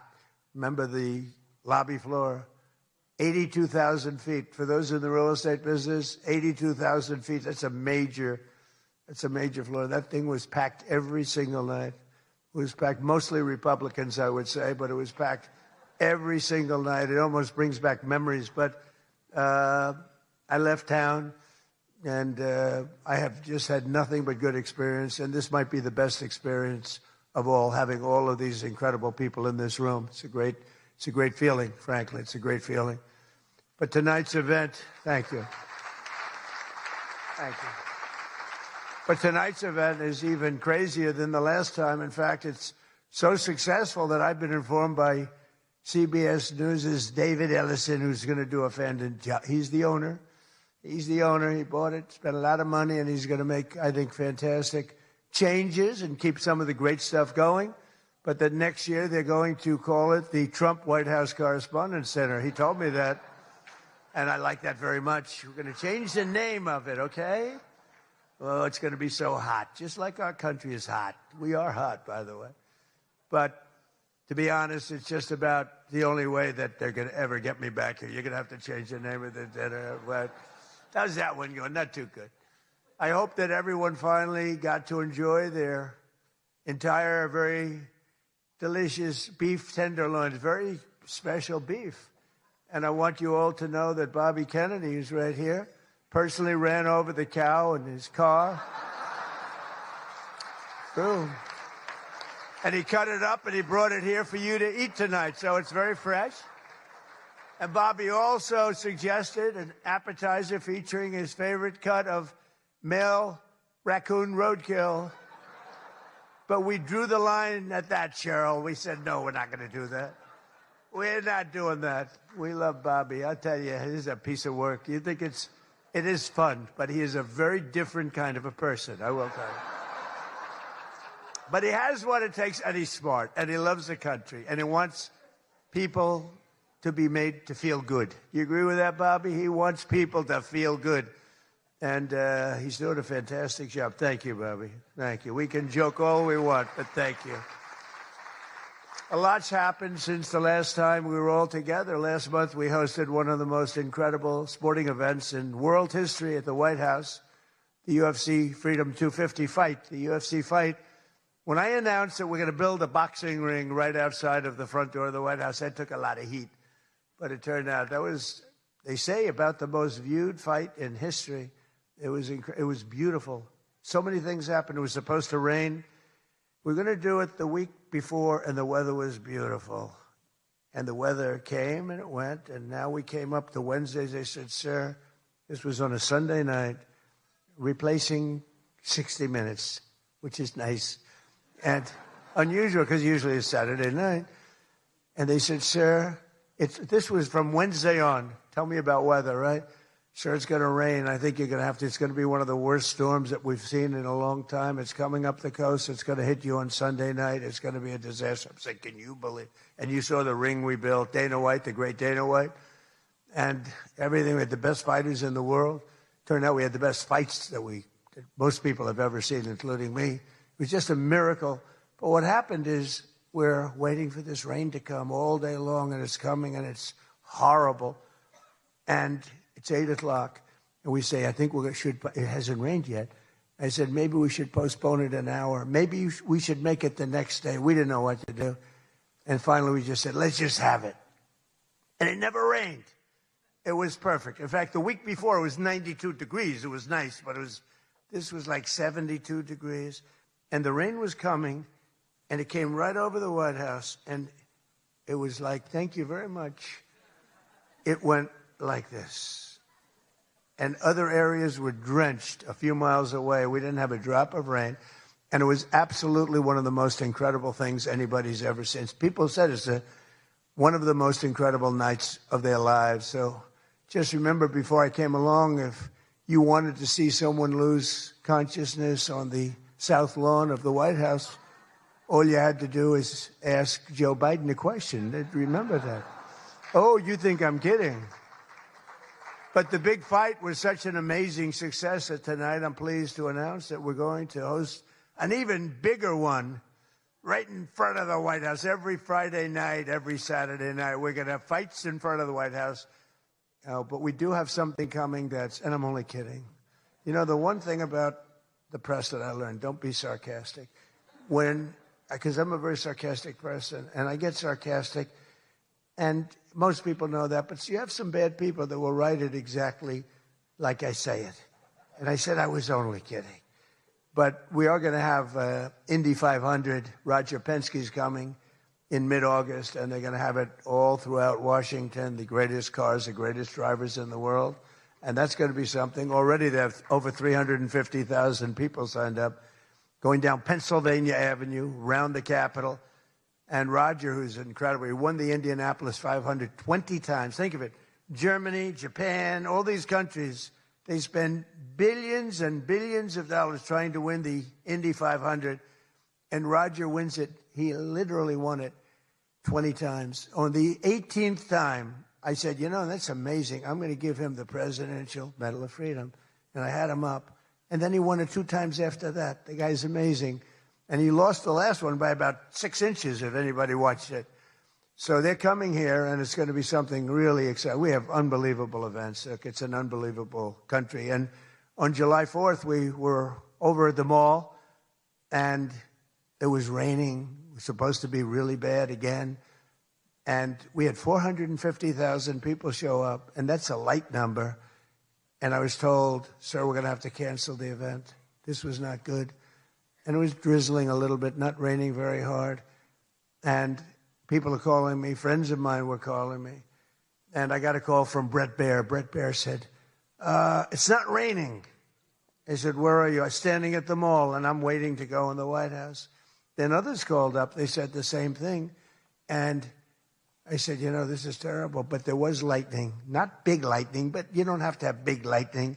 It takes just a little bit to do some big damage. So they said, everybody must leave. 450,000 people were forced to leave, and they left. And then I said to myself, I said, let me call up and find out what the hell's going on. And I called up, and I spoke to a brilliant young man. He said, don't worry about it, sir. We can do it in a couple of weeks. I said, you can't do it in a couple of weeks. This is the 250th birthday. In 2 weeks, what are we going to do? Say, let's go? We're going to have a redo? No. I said, I'll speak if I have to speak at 3 o'clock in the morning, 2 o'clock, 1 o'clock. I don't care. Call them all back. They're all gone. 450,000. And most of them were in cars. They were heading back to Texas. And it was sad. And we said the show must go on. Very much like here, we said the same term, right? The show, it's a great term. It's true in life. The show has to go on. The show must go on. And I said, the show must go on. I put it out on Truth. The show must go on. And we had probably, Peter, 150,000 people come back up higher. Maybe, thank you. Let's stand up, Peter. Tell them. More, right? It might have been more, but it was amazing. It was just an amazing crowd. And actually worked out better, a little like this. It worked out better than if we had done it at the normal 7 o'clock, 8 o'clock time. It was incredible. We started speaking at 11 o'clock in the evening, but tremendous numbers of people. Thousands and thousands came roaring back, and it was a great evening. And it was a celebration. And we didn't do it the following day, and we didn't do it 2 weeks later. We did it when we were supposed to do it. It was a fantastic celebration. But I can exclusively reveal to you this evening that for the heaviest of the heavyweights, we will have sloppy Chris Christie, one of the sloppiest human beings you'll ever meet, fighting, I would say, I could mention the governor of Chicago, but I'm going to mention instead Jerry Nadler. And they're fighting for a big piece of cheesecake, big fat piece of cheesecake. Who the hell wrote that line? But it is true. And then you have a Congresswoman, Alexandria Ocasio-Cortez, AOC plus 3. That's her 3 friends, right?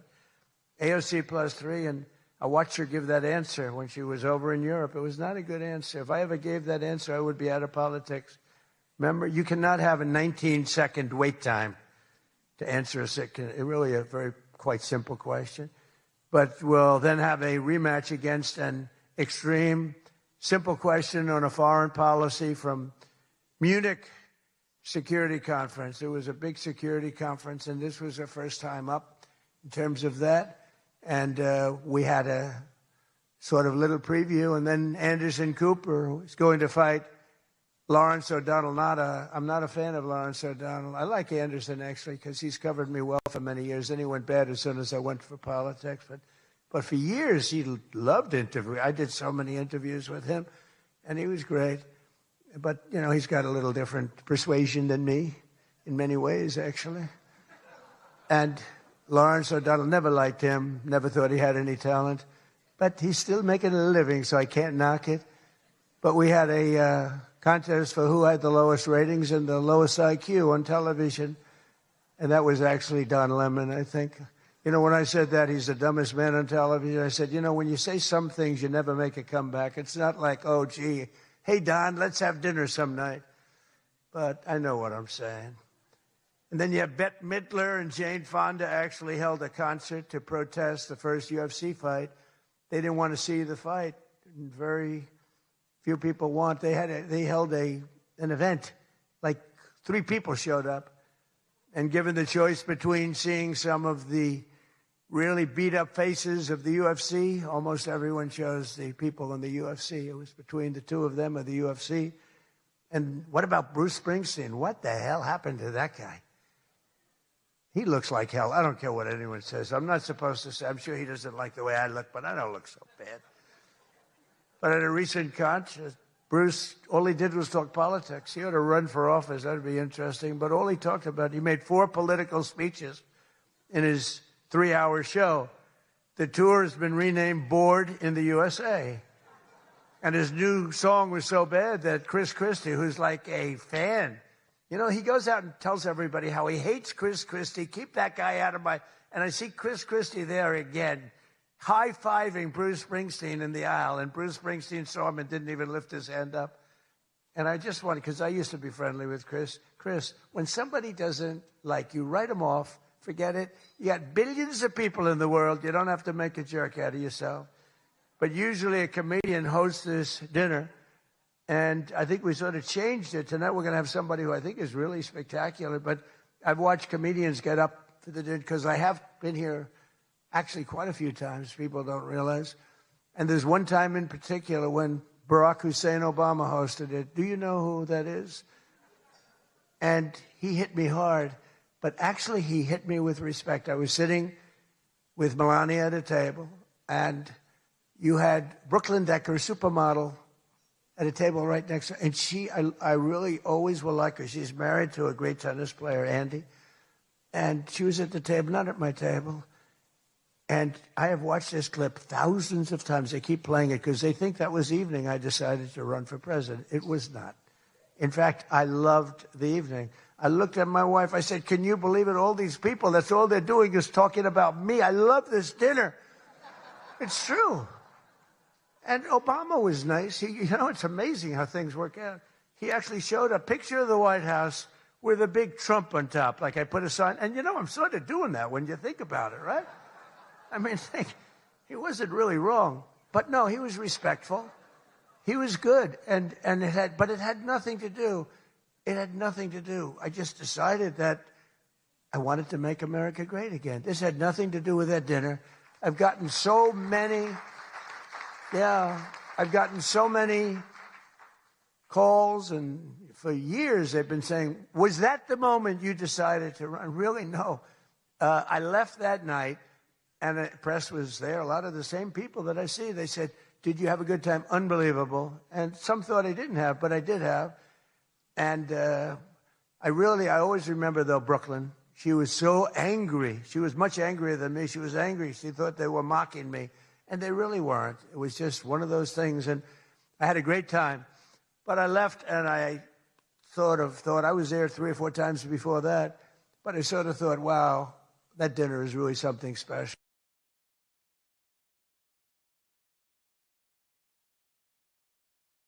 Very, very unfairly. And I don't know. I think I made the right decision because... You hate to go where maybe you're not wanted, but they did want me. They wanted me for ratings, and they wanted me for other reasons, but not for love. And I said, you know, I'm not going to go. First time that ever happened, I think. Was that the first time? Just about. Presidents always came. And I didn't go for 4 years because I got treated terribly by the press. In my opinion, unfairly. I know unfairly because I know the facts, but I got treated unfairly. I didn't go. And this year I was called by your president and your chairman and all of the people, and they said, we'd like to do it. And I said, you know what? With time goes by, time passes, and you sort of look at life a little bit differently. I said, let's do it. And I didn't know it was going to turn out the way it did. It turned out to be the biggest event in the history of your day. That was by far the biggest, right? For all the wrong reasons.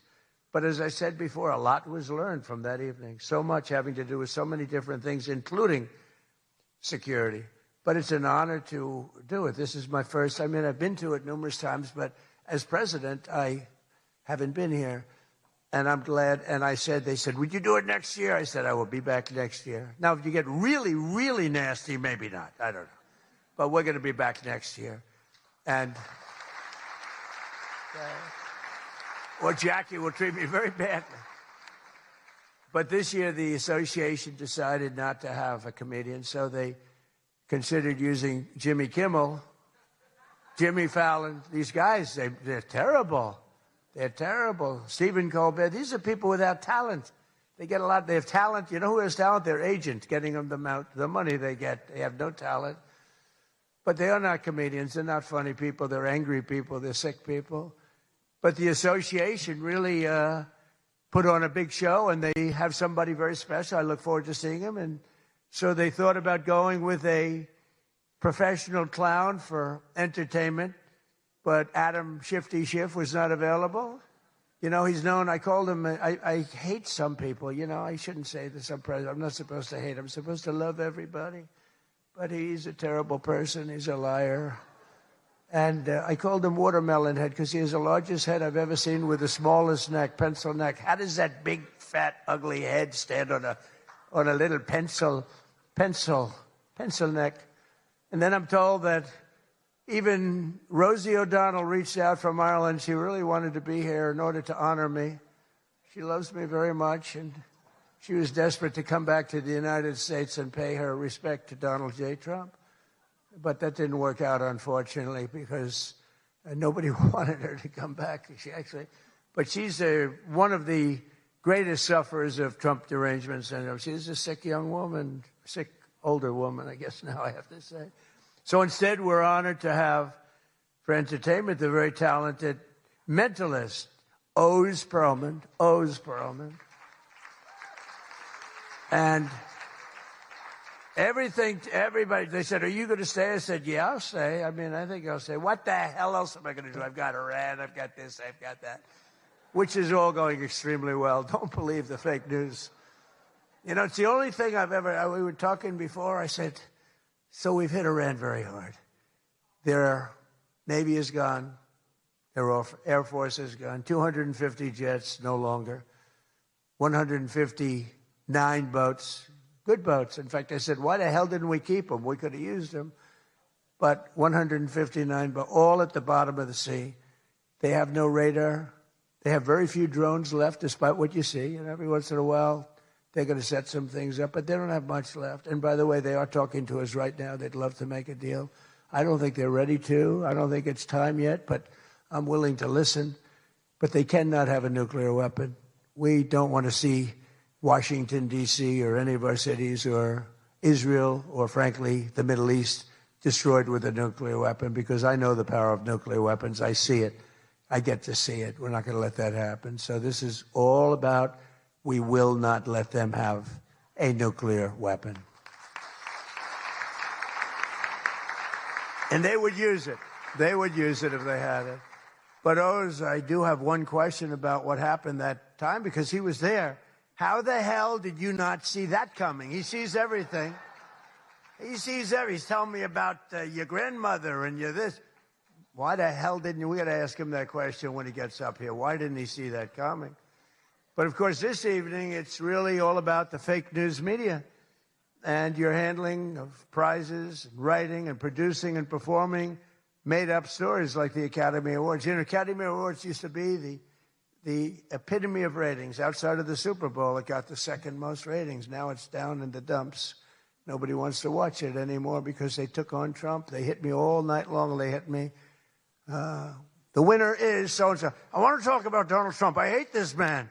Nobody wants to hear this stuff. Right, Peter? Nobody wants to hear it. You ever see the ratings? They used to have 48 million people. Now they have 2 people watching. But they'll learn their lesson. But I want to personally congratulate CNN's Caitlin Collins on receiving her award. It was all about me. It's a fake. She shouldn't get the award. It was a fake. But I didn't mind. I said, Caitlin, congratulations. But it was fake. There's no question about it. But she's a young, attractive woman. She never smiles. I said, Caitlin, do you have a smile? Smile. You have a nice position. You're at CNN Fake News. You should be a happy person. So smile, Caitlin. Just smile. But we attack, and I thought Caitlin had really made it big with a major new sponsorship, but then I informed her that it wasn't her on the Bud Light can. It was Dylan Mulvaney. And Dylan Mulvaney cost Bud Light $35 billion in market cap. That was the worst commercial ever made, by the way, for those few people that want to hear that. Most people don't care, but I would. I wouldn't want to hire Dylan anytime soon. Think of it, they hired Dylan Mulvaney, and their market cap has gone down by $35 billion. Who wrote that commercial? And then you have writer Josh. He also received. He's been killing me for years. No, he's been, and yet tonight he shakes my hand, he hugs me, everything nice. He kills me. Josh is amazing. He writes more stories than any human being. There's nobody that writes more than Josh. He'll write 4 stories about me a day, all different subjects. I mean, I had the other day 3 stories and one on the, he was upset about this. 1 was on page 7, 3 were on page 1. They were all written by Josh. But he's hit the big time, and he's a workhorse, and yet he's almost unhirable. You know, he's just one of these guys. Wall Street Journal's lucky to have him, but you really, it's unbelievable. He's almost unhirable. CNN is also here. And I'm very disappointed they didn't bring Fake Tapper because he's had a rough couple of years, Fake has. You know, he calls me up every once in a while. If I pick it up, I pick up my phone. I used to go to this young lady. I'd say, any calls from the press? No, sir. I said, oh, now I'm the President of the United States, right? I'd say to Stephen Chung, is Stephen here someplace? Where's Stephen? He's one of the toughest human beings I've ever met. Don't ever wrestle Stephen. You'll be in big trouble. But I say, Stephen, let me ask you, did the press call? No, sir. You know, when I was a developer, I'd get a call every half an hour. For whatever reason, I always got disproportionate press. So I said, Stephen, nobody called? No, sir. 2 hours later, I say, hi, Steve, how are we doing? Everything good? Anybody call? No, sir, no press calls. I said, I'm president. Nope, they never call. So this went on for about a week. I'd say, Caroline, did the press call? No, sir, no calls. I said, nothing. It's over a week. I haven't received a call. So I said, you know what I'll do? I'm going to give the press my phone number. That was the stupidest thing I ever did. I'm getting a call every 3.7 minutes. Stephen, I don't know where the hell you've been, but the press calls, I'm getting calls, ring, ring. I was with somebody today. They said, I've never heard a phone ring as much as fresh. Now, I look at the thing and usually just delete, delete, delete. Every once in a while, it'll be one of the people in this room that I like, and I'll pick it up. Like this one right here calls me on occasion, right? She'll call me and she says, hello, sir. How are you? We want to talk about some horrible subject, like a horrible, depressing subject. I say, Jackie, I don't want to talk about it. Congratulations, however, on your new marriage. But I don't want to talk about it. But it's true. And people call me now. And so for weeks I go, no calls. And I learned then that both of them, they feel that I'm doing a great job. And they feel I'm above it all. And that no person, hundreds of people call, no person is good enough to talk to Trump. And so we don't even bother telling you. That's not the way it works, Caroline. You have to let me know. Because sometimes I do like to speak to the press, but now I have the best system I've ever had. It rings, and just so you understand, you're much better at putting your name, because if there's no name, I just can't do that. You know, I pick up every once in a while. Hello, I'm from Reno, Nevada. We're a startup paper. We're calling it the Reno Express. I said, do you believe I'm the President of the United States? Mr. President, could I have your views on Iran? And I just hang up. No, I get the craziest calls. I mean, some of them, my wife said, I can't believe you do this. This is a hell of a way to live. But sometimes they get calls from very important. Sometimes I can straighten out stories that are going to be fake, and I can make them from a fake story to a good story. I always find that when you don't speak to the press, you always get a bad story. when you do speak to the press, you have a shot at getting a good story. Oh, look. No, look, if I were a reporter, and let's say I'm a big reporter, I work for the failing New York Times, or I work for, well, I don't know, do they ever come to these dinners? Didn't they cancel out a long time ago? Big mistake. They should be here. But I get a call. I've always found that, you know, speaking to them, you just do better. You do better. When you can, when you have the time, you speak to the reporter, you treat the reporter with respect. Sometimes now there are reporters where it doesn't matter. You can be so nice to them, it doesn't matter. You get treated unfairly. But you have a lot of great reporters where when you speak to them, you can get your point across, and that's a good thing. But some people say that Jake Tapper is a great investigative reporter in D.C., and that's why after moderating our debate, it only took him 1 year to break the story that Joe Biden might possibly have suffered from cognitive decline. It took him 1 year. He wrote a book about how great he was mentally, not too good. And I don't like Biden because Biden was very unfair to a lot of people. But Jill Biden insists that Joe would have beaten me in 2024, even though he was way down. She said he was way behind in the polls because he was seriously ahead. She felt he was going to win because he was seriously ahead on deceased voters. He was leading on the deceased crowd, and there were a lot of them. You're finding out there's a lot of them. Look at the numbers that just came out yesterday. And it's traditional that at least one or two potential presidential hopefuls attend the Correspondents' Dinner, but many of them seem to have really chickened out. I was disappointed that Gavin Newsom didn't show up. He didn't show up. He should be here. But I heard that he recently said that we will lose our country if we don't fight fire with fire. And to be fair, there's only one thing we know about Gavin, and that's that he definitely doesn't want to fight fire with water. He's got a lot of water he never uses. What a disaster. That should have never happened. But Gavin Newsom recently did a career-threatening, one of the worst interviews I've ever seen, where he said that he can't read a speech. He's incapable of reading a speech. He's a low IQ person. He's smarter, however, than all of the people in the room. And then he gets sued for being a racist, okay, when he said that. But he basically said he has various mental incapacities. He has difficulty in various other ailments mentally. And I'm looking at it and saying, this is the worst interview. I'm watching this interview. I said, this is the worst interview I've ever seen given by a professional politician. I've been watching politicians for a long time, mostly on the previous side, because I haven't been doing this too long. How am I doing? Not bad for the number of minutes spent.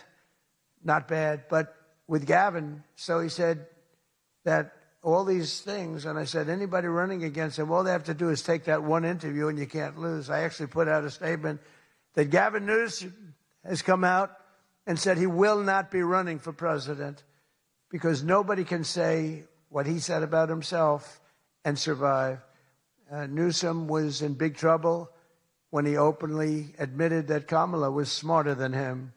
She said, Kamala is smarter. If Kamala is smarter than someone, you don't want that person to be president of the United States of America. Between California's policies of enabling wildfires, paying drug addicts to be homeless, giving free sex changes to illegals, and telling rich people they're going to take away, all of your money is going to be taken away. People are fleeing, and they're fleeing in droves. We can't have that in this country. It's becoming such a horrible and dangerous location that Ilhan Omar, one of my favorites, and her brother are thinking about moving together, very much in love. A video has surfaced recently of Ilhan giving a speech referring to World War II as World War XI. And they asked her about that. She thought she got it right. But I'm not surprised because she's a low IQ person.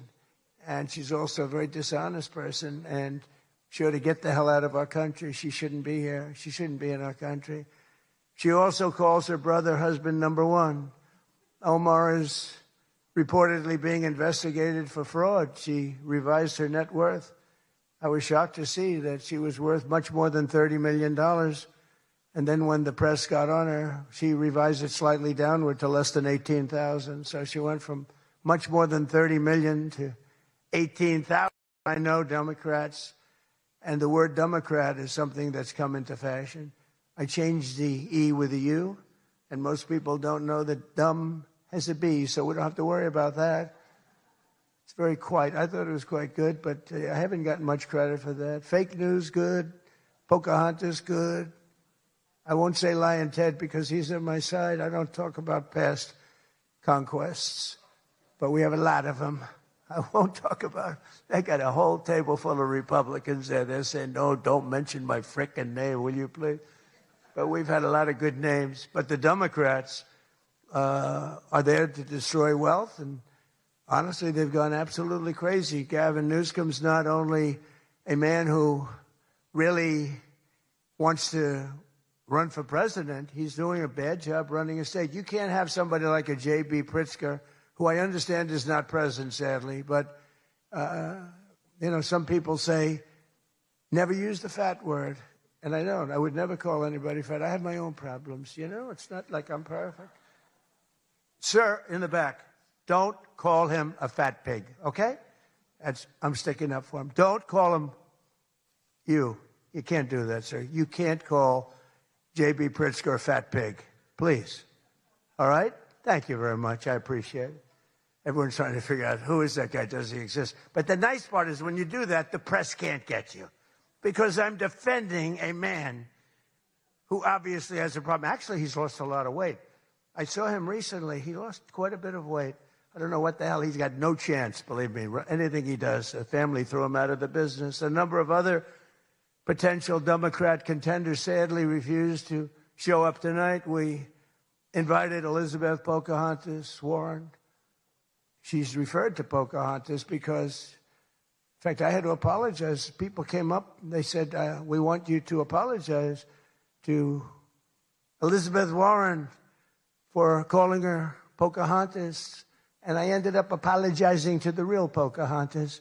But Elizabeth Warren was supposedly of Indian heritage. And then she took the test, and she only had 1,024th Native American. And I said, you know what? I think I'm more of an Indian than she is.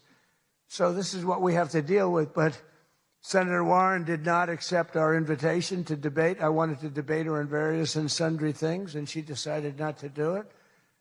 And I decided to bury the hatchet. It doesn't matter. And I'm not going to say this next one. Do you want to hear this one? How bad? She wasn't high up on her totem pole. Who the hell wrote that? No, she's bad news. I wanted to make sure that Jack Smith, deranged Jack Smith, remember he went after me for about 2 years? How did he do? Not too good. I'm in the White House, and he's not doing as well.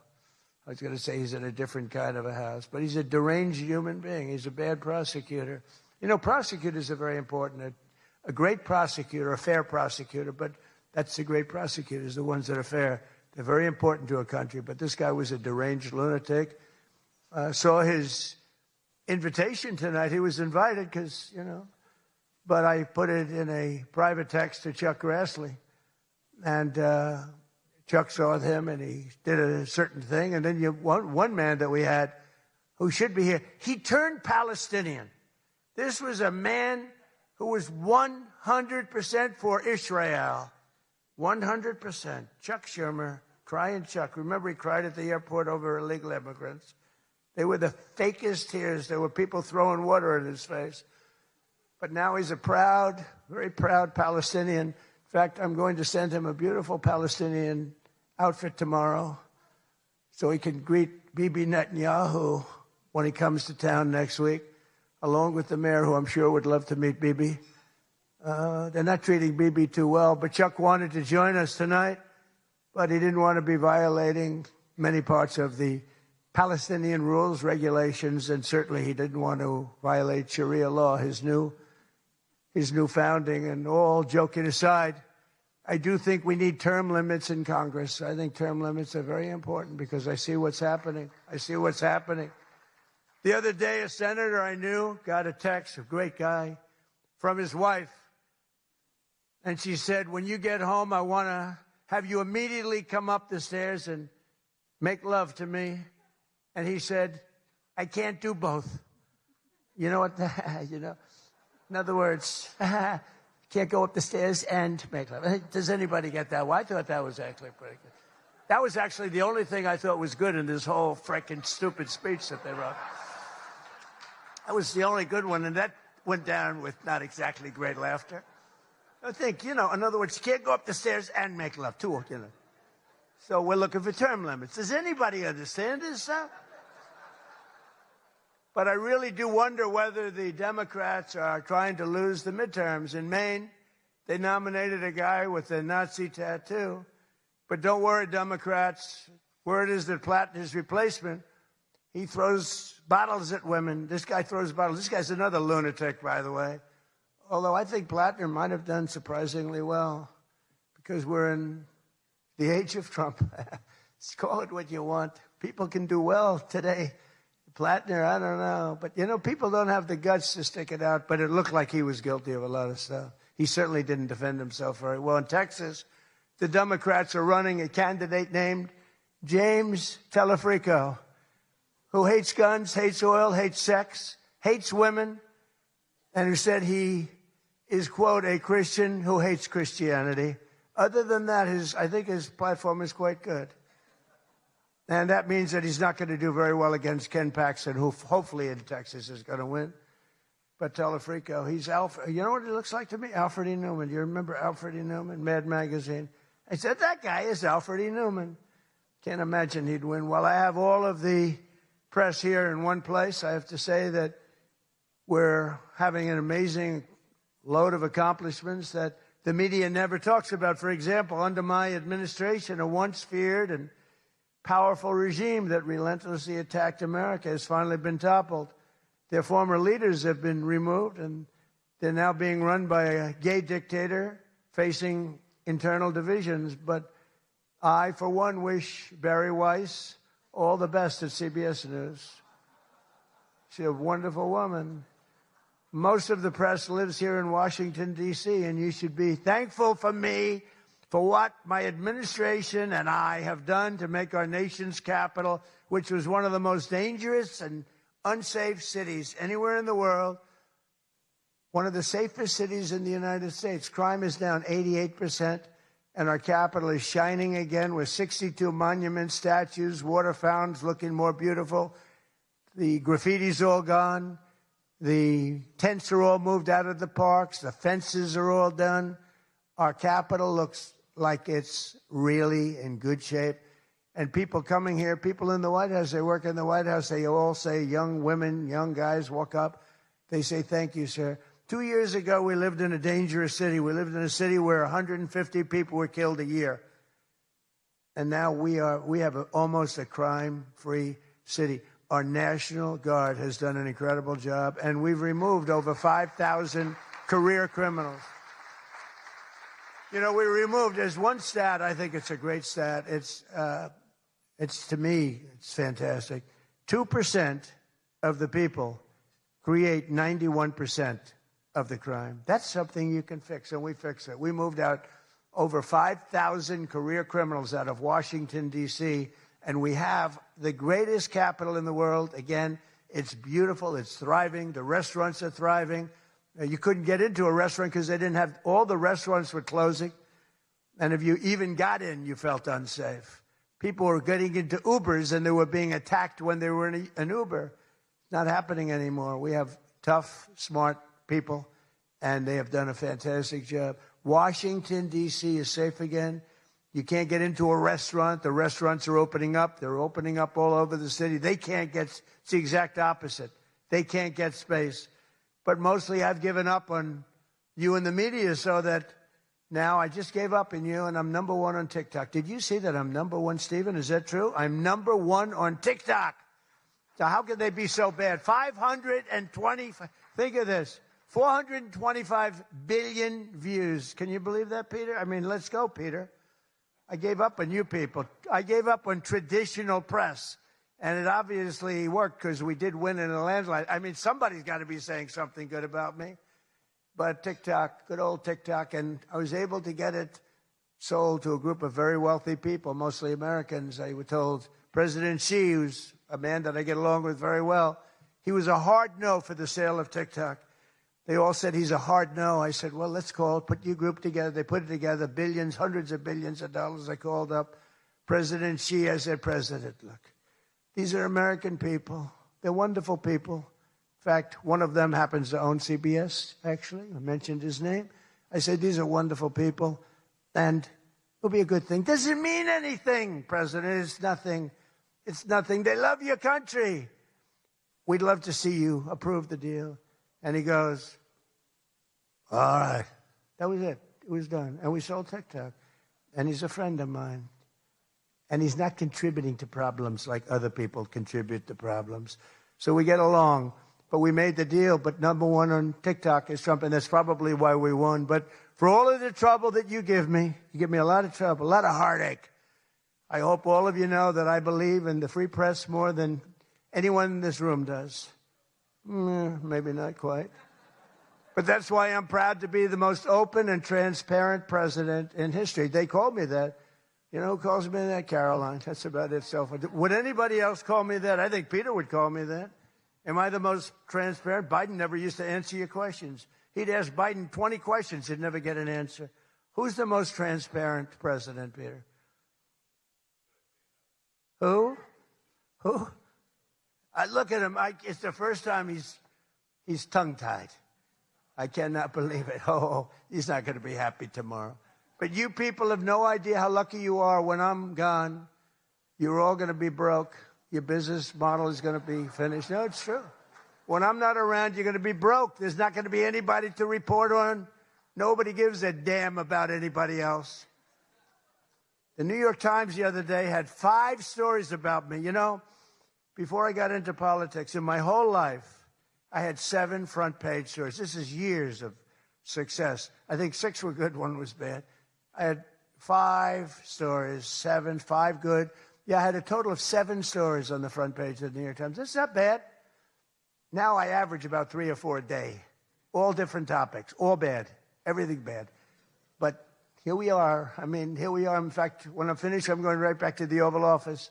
So I have to be doing okay. But we are all doing good together. That's why tonight, to show just how much I care about the press, and I want to save your ratings, I'm pleased to announce my intention to, and this is somewhat of a scoop, my intention to run for a 4th term as President of the United States.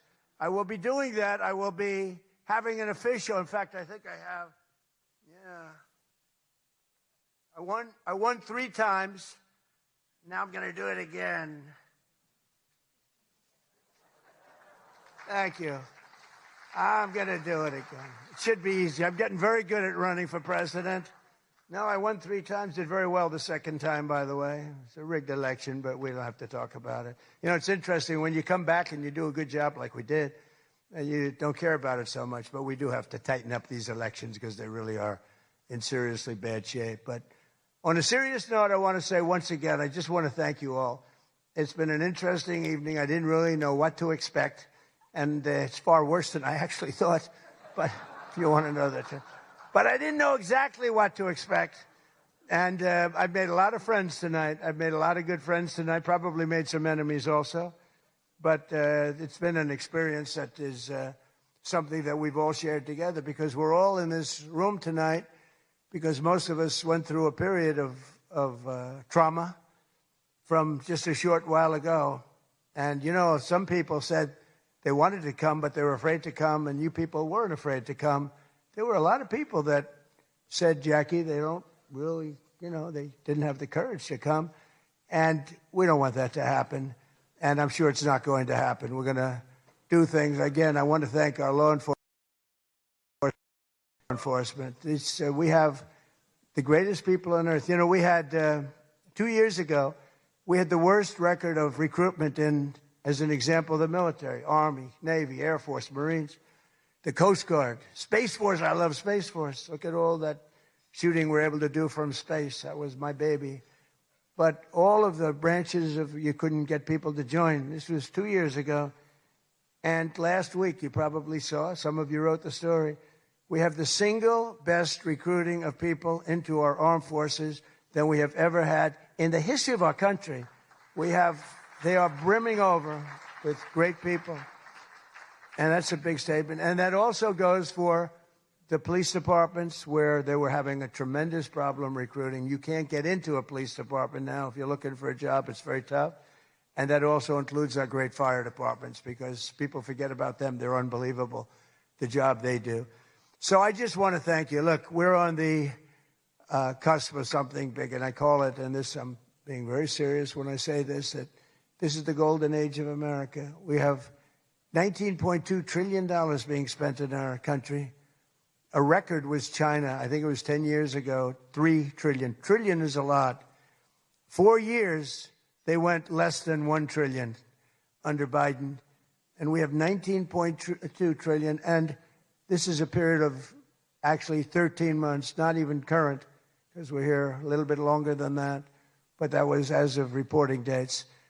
$19.2 trillion is being spent. Factories are coming. Toyota just announced they're going to be building the biggest car plant in the world. They're leaving Mexico. They're coming here. Tariffs did that.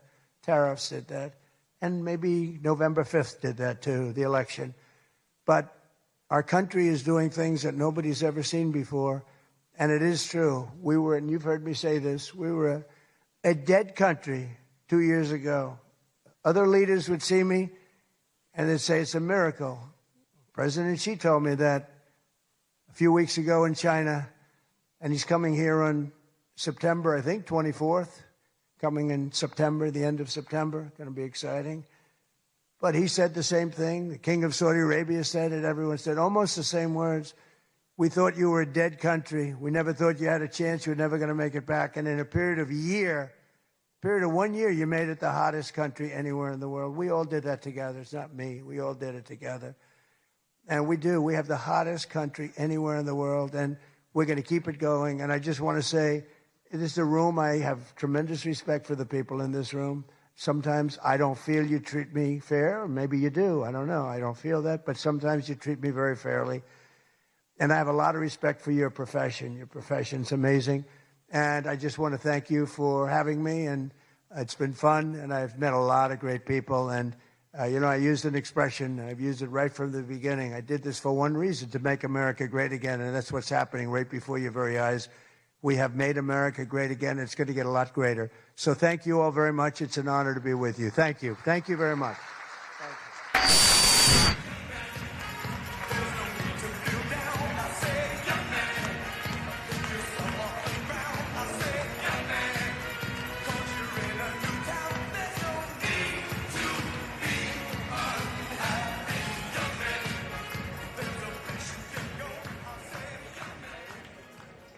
Thank you, President Trump. People asked me for several months, how long is he going to speak? And I said, you're White House correspondents. So you should know, and thank you, President Trump.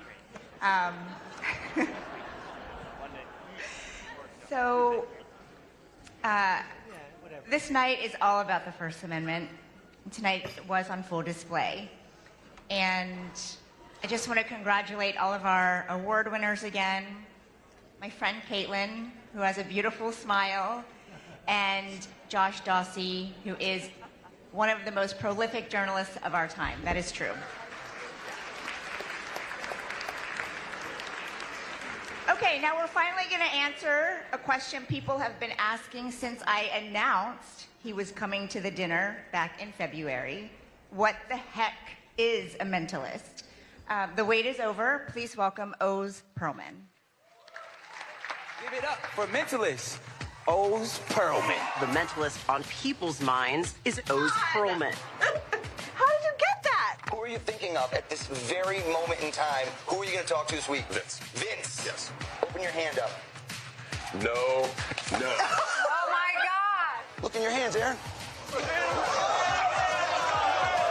Albert Einstein. Okay, that I can't even host the show anymore. That's the craziest shit I've ever seen in my life. Who is she? It's Oprah Winfrey. Say hello to Miss Oprah. Whoa. Winfrey. Oh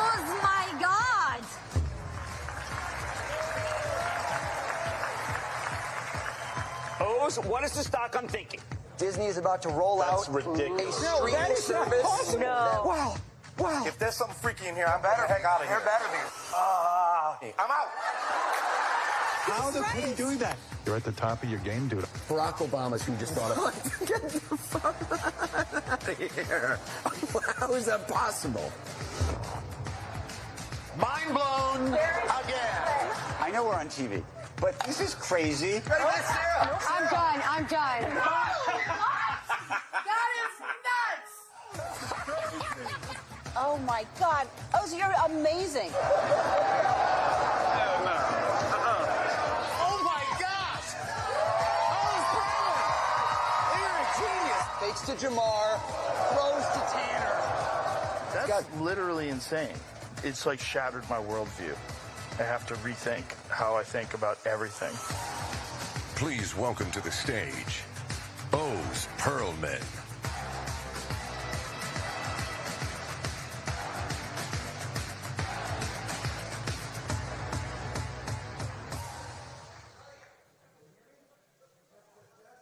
There we go. Folks, what an honor to be here among such distinguished guests, cabinet members, the president. He made an announcement, I just heard, that he will be attending next year's event. I thought he was going to be speaking until next year, actually. I'm kidding. I'm kidding. Folks, I have to give a shout out, honestly, 3 months ago to the heroic bravery of the Secret Service and law enforcement who kept us all safe. Please, everybody.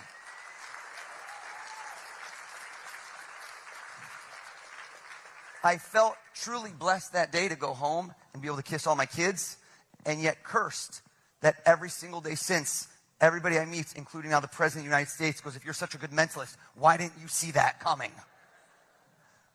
Everyone in here, your words that you broadcast and speak influence minds all around the globe. So all of you, hold up your left hand and picture a globe in your left hand. Good, good. So that's going to be your other left hand. The guy is wasted right now. Secret Service, code yellow, cut him. No, I'm kidding. That was not. I just saved your life. Everyone, imagine at this moment, you spin that globe and you stop anywhere random. Bam, go for it. Follow me with the mic. Follow me with the mic. Let's go over to somebody. Let's go to this gentleman whose body language is saying so desperately, not me, not me. Everyone thinks it's fake. I watch this on TV. I think it's fake. Sir, have we ever, right over here, have we ever spoken a word in our life? Red bow tie, aggressive play. No. Okay. What is your name? Steve. Steve? Hold up. They love you, Steve. Steve, did you just spin a globe and go to a random place? Yes. Hear me out, folks. In a few months, Steve will forget the random place because there's no meaning. But no, listen to me. And then a year from now, you'll say, who was the guy we saw last year? I cannot have you forgetting me by next year. I'm going to be the show you talk about for years to come. So everyone, I don't want a random place. Everybody, give it another spin. Follow me. Everyone give it another spin. I want eyes to light up. I want butterflies in your stomach.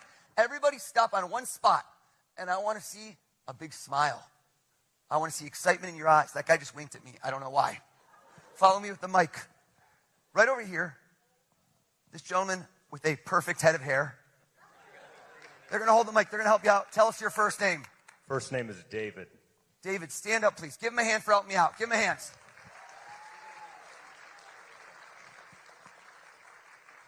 David, I don't know the future. I'm not a psychic. I would have called that 3 months ago. I read people. Hold up your hand. Try not to react. South America, North America. Look down again. Number one place in the world you'd love to go. Look at it again. But this man dreams big, but you haven't been there. Look at that place one more time. Look at me. Yeah, that's the smile I wanted to see.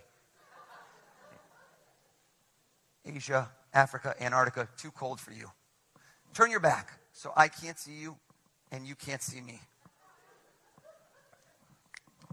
Close your eyes for me, David. Close your eyes.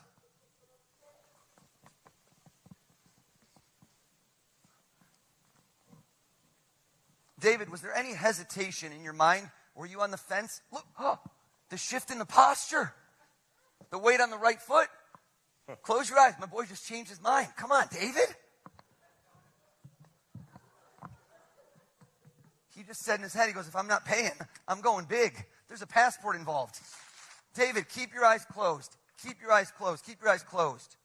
What was the place when I said spin it? Stop right there. Where did you want to go? Tell us. Taj Mahal. What? Can I ask you a question? Yes. That's why I said you shifted your balance. Have you been there before? Never. I'm so curious. Let me ask you a question. You never know how this works. Did you change your mind? No. Were you thinking initially of a place and you go, I've been there, so it's too obvious, and at the last moment you changed? What was the first place you thought of? Big Sur, California, where I just visited. And then, Taj Mahal was was the layup.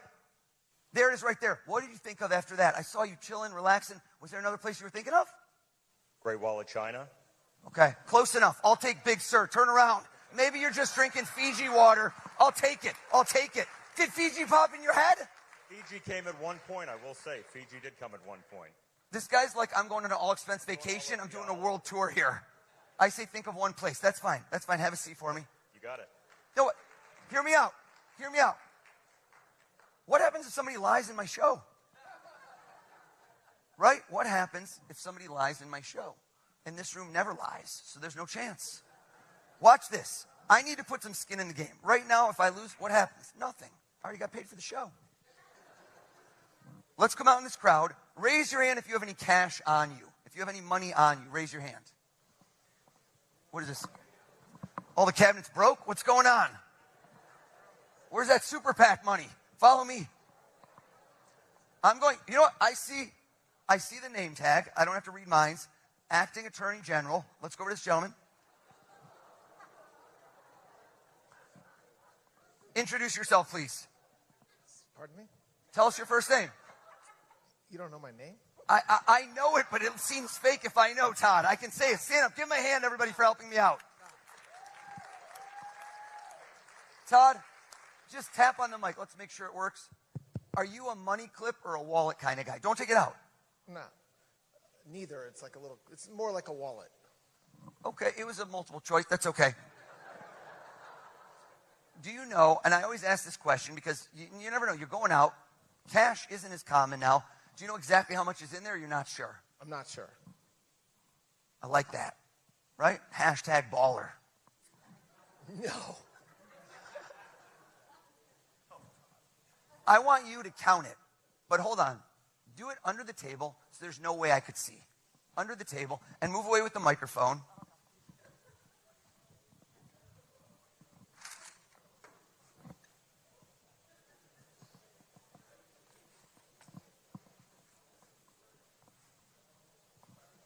I picked the right guy.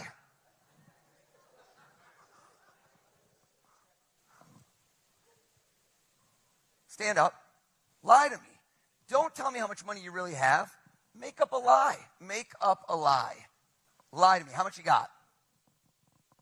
130. I would have said if you're going to dream big, Todd. That was dreaming big. Folks, I notice patterns. And I can't explain why. And this is not a stereotype. But when I do this with men versus women, they lie differently, and I don't know why that is. It's not a gender stereotype, but for some odd reason, statistical analysis, women will prefer to use a number smaller than the amount they actually have on them. I don't know why. Men like to lie by saying things are bigger. No examples. You didn't laugh at that joke, Todd. Joke was hilarious. Bingo! My acting attorney general just lied too big. Here's the question to ask yourself. Cover your eyes. How could I know something he didn't even know?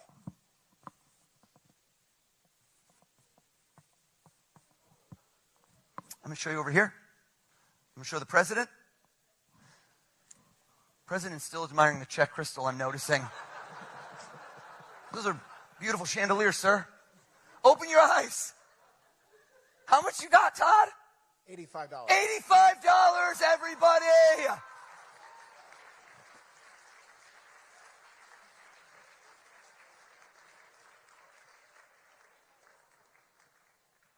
IRS conducting a forensic audit as we speak on you, sir. Do you know the gentleman standing in front of you, sitting in front of you? I met him tonight. Okay. You seemed happier than he did. That was a weird response. Tell us your name. Tom, hold out your hands flat if you don't mind, like a pancake. Take any one of those bills out for me, Todd. And I want to create a moment in this room for Todd and Tom that you will never forget. Flip the bill over for me. And I want you to remember this White House Correspondents Dinner. I will. Todd, it's like I should have brought more cash. Turn to face him, please. And what I'd like you to do here is you're going to be his table. You could sit if you want, but that's okay. Attorney General, so Okay. I should probably stand up. I want you to take, and I want you to sign it. Go ahead.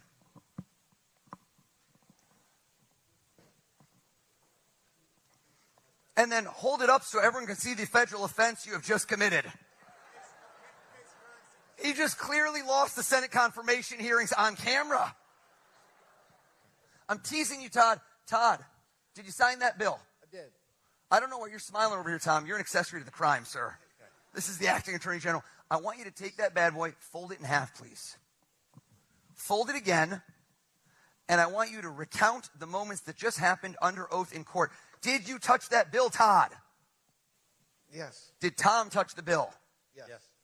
Did anyone else ever touch that bill, sir? I'm sure someone else did, but not tonight. Okay, statute of limitations. I want to make sure nobody ever wants to touch it in the future. Fold it in half. Fold it again. Sit on it.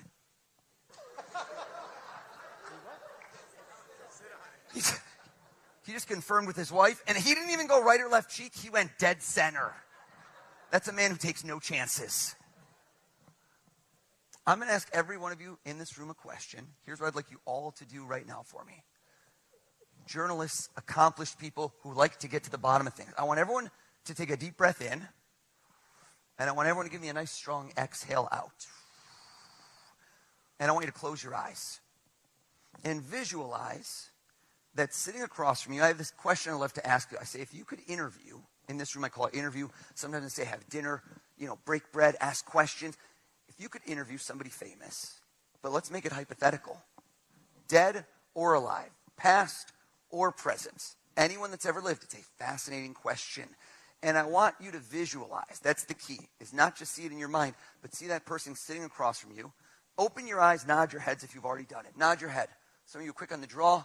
Some of you are still relatively sober, given the fact it's, I think, 3 a.m. at this moment. I lost track of time. If you haven't yet done it, crunch time, everybody. 3, 2, 1, done. Wake up. Everyone, give me a big clap over your head if you can see your person clear as day. Give me a big clap. All right, follow me with the mics. We're going to go rapid fire here. Follow me with the mics. Follow me, follow me. Come on over. Give me another clap. I like the fact that this gentleman right over here, can we see him? We're going to point over. Looked at me, distinctly looked at me, clapped, nodded, then shook his head. I don't even know what that means. I saw you coming. You saw me coming? Yes, I did. And you're like, what do I do? How do I avoid him even though I'm sitting in the front row? Push my wife in front of... Push your wife. I love chivalry is not dead. Yes. What's your name? I'm Ed. Ed? Yes. Parents nailed it. You look like an Ed. I think that's perfect. Have we ever spoken a word in our life ever? We have not. Stand up for me, Ed. Now, if I go head-to-head, toe-to-toe with Ed, I don't think it's good enough. It's not good enough. The more people I can do this with, the more impossible it becomes. Give me some more claps. Follow me with the mic. Follow me with the camera. Follow me with the camera. Oh, follow me, follow me. Come on over. This was an incredible smile.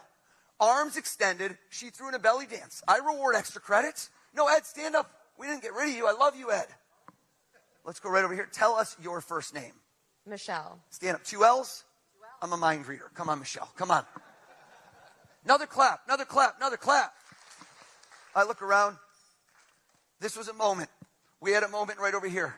If you go to this young lady, she looked at me, and when we made eye contact, Ed, she did not nod, she did not shake her head, but rather when we made eye contact, she closed her eyes tightly as if to activate some sort of camouflage shield, saying to herself, if I don't see him, does he still see me? I see you. Tell us your name. Aaron. Stand up for me, please. Okay. I now have 1, 2, 3 people thinking of 3 different people they want to have dinner with. This side's feeling no love. I can see it in your eyes. You're feeling no love. So let's keep it going. 2 more people, rapid fire. Follow me with the mics. Follow me. Give me some claps. Give me some claps. Your joy is effervescent. Also, the pocket square, 4 ripples. Next level, my friend. Next level. What is your name? My name's Kevin. Kevin? Yes. Stand up for me, Kevin. I never go past 4. Give him a round of applause. Make some noise. But this is not just any event. It's the White House Correspondents Dinner. It's been going on over 100 years. I'm the first mentalist. One more group, right over here. I didn't even tell you I would do this. Give me a clap. Let me see it. Who thinks they have someone I will not get? You will be my Fiji water. Who will that be? Give me a clap. Okay. All of you with the big clap, you're too confident. I don't like it. I like the people that are on the fence. I like this young lady right over here. This young lady looked over. She squinted at me. She didn't clap. She just gave me an I'm looking at you, buddy. Tell us your first name. My name is Alex. Alex, give Alex a hand too as well. Alex, Kevin, Ed, Aaron, Michelle with 2 L's. Each of you, I asked to think of somebody famous sitting across from you, and you are at the edge of your seat, scintillating, asking them questions. Sit down if it's Jack Kerouac. No. Folks, don't hold the applause in. Let it out. Let it out. That's so obscure. Like, you should not have gotten Never bring a knife to a gunfight. Joke is too soon. Too soon. Too soon. Have a seat for me, please. That's it. That is 100% it. I know. I can read your mind. You know, That's what you I know that. Yeah, you don't have to keep telling me. Have a seat. Thank you. I like how Erin just rethought her choice. She's like, mine's too easy. Mine's too easy. There's no way you would know. Kevin, you are a ball of positive energy. Just looking at you has uplifted my mood without caffeine. I can tell you for a 100% fact. I'm not even going to hedge. Not 99, not 100%. Live TV. Your person is alive and well. Am I correct? You are correct. How did I know that? Your vitality, your energy. Versus if we could point the camera at Ed. Gerard, Ed is over here. That's that guy. Ed has dead guy vibes written all over him. Come on, man. I'm feeling pretty. Is it a dead guy, Ed? Vital. Is it a dead guy? It is. Yeah. Classic Ed. That's hilarious. Yes. Yeah. Dead guy. Why are you on the fence? No, he's definitely a dead guy. You weren't sure if he was dead or alive? No, I'm saying I'm vital. I'm just saying he's dead. Oh, yeah, it's nothing about you. You're going to live to 120, baby. I'm talking about the person you're thinking of. Yeah. You know what? Arms behind the back. This guy's very proper. He's done a lot of World War II biographies. Sit down if it's Winston Churchill. You're right. Oh! Yes. Yeah. Yeah. Folks, I'm getting 6% applause on things that deserve 120. Have a seat for me, Ed. Have a seat, Ed. Have a seat. Bless you. I knew you would sneeze right then. Aaron, playful hair adjustment, always a guy. It's always a guy. The hair adjustment twice, it's a guy. Am I right? It's a man. I could tell. It wasn't playful hair, but it was just an adjustment. Okay, there's no implications here. I like how Tom just told Todd, he's like, why didn't you bring more money, bro? Why didn't you bring more money? I did this last week. I filmed my Netflix special. And I did this, and the last person standing thought of a movie star. And when I got it right, he did not sit down. And the tension grew in the room, and I said, sir, did I get it? He goes, yeah. And I go, okay. And he goes, oh, yeah? What movie am I thinking of? I'm like, buddy, there's no on-demand feature. It's always, I wonder what movie she's thinking of his. But I'm going to go with it. Do you know what question you're going to ask him right off the jump? Or is it more just a flowing conversation? What's flowing, the style? just flowing. Flowing. I love that. I love that. And you were debating, and I was thinking like, oh, I think he's passed away. Am I correct? Correct. It seems somber. Yeah. But Not somber, but passed away. Okay. I don't know which movie. Tell us all, who are you sitting down to dinner with? Who's across from you during this scintillating interview? Jerry Garcia. Are you wrong? Don't ever doubt me again. Don't you ever doubt. You scared me.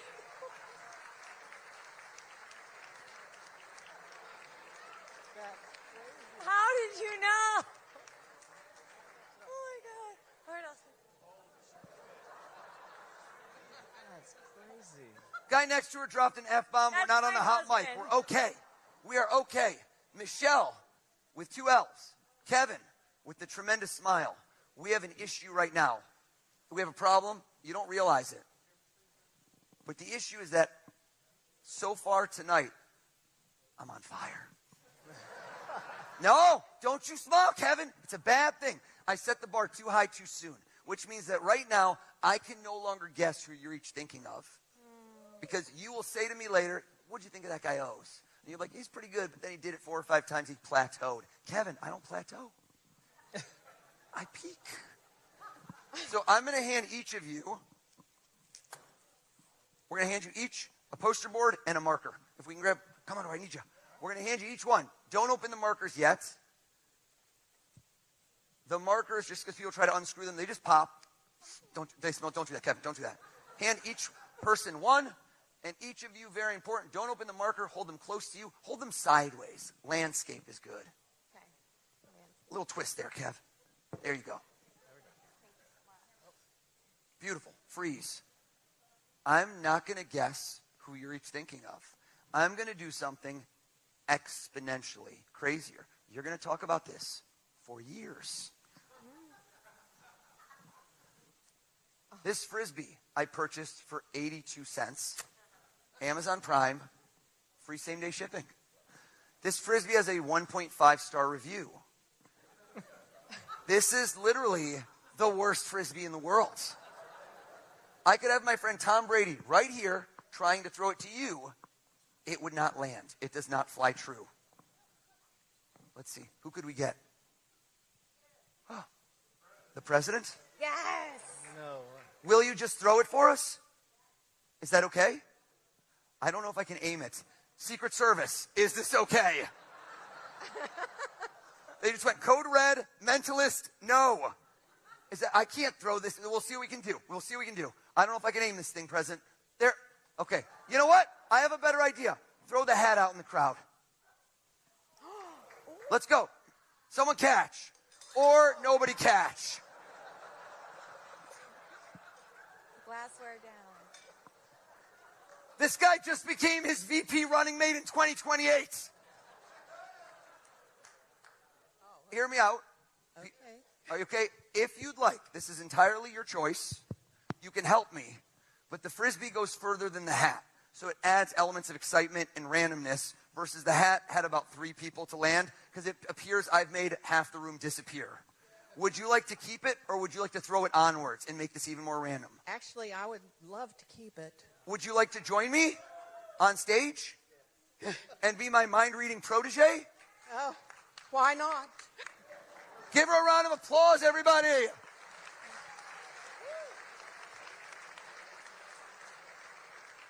I'm going to stand you right here. We're going to bring you a microphone. Tell us all your name. My name is Diane Williams. Diane Williams, have you and I ever spoken a word in our life? No, never. Diane Williams, go ahead and read their minds. How crazy would that have been? Are you kidding me right now? Diane Williams, we need to get into the zone, okay? No. Not really yoga style. I want you to give me your best mind-reading pose. Bring the hands up here. That's pretty good. That's more, okay, that's more it's sunny out. Let's hit them. Yeah, there we go. There we go. Diane Williams, here's what I'm going to do for you. I'm going to assist you. Look at me. I'm going to have you picture a crystal ball in my hands. There is not really a crystal ball. You are going to look down into my hands, and I want you to look through that crystal ball, down into my hands, and I want you to nod your head if you are seeing clear as day 2 people or pretending. Can you see them? Is that a yes? You're really playing this up. And keep your eyes closed. And I want you to repeat over and over in your head who you just saw. Over and over in your head. Do you see 2 people? Can you see those 2 people? Close your eyes, Diane Williams. Close your eyes. Kevin, Michelle, uncap your marker. Keep your eyes closed, Diane Williams. I want you to write down your person's first and last name or their name as big as you can. As big as you can, please. Maximize the space on there. The person you picked, write their name as big as you can. Are you done, Michelle? Yes.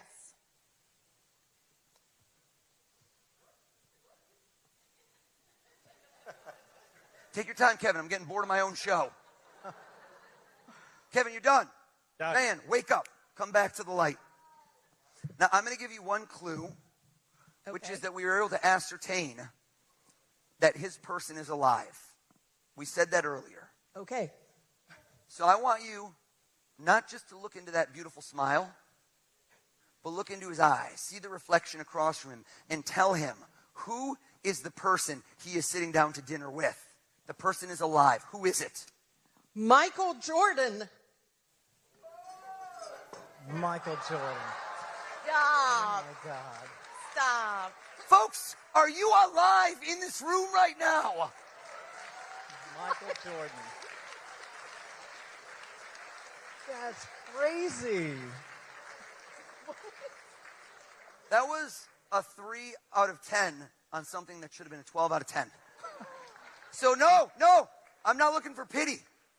If lightning strikes twice here at the Waldorf Astoria and Diane Williams nails this, there better not be one butt still in a seat unless you are mobility impaired, in which case I want to see a miracle.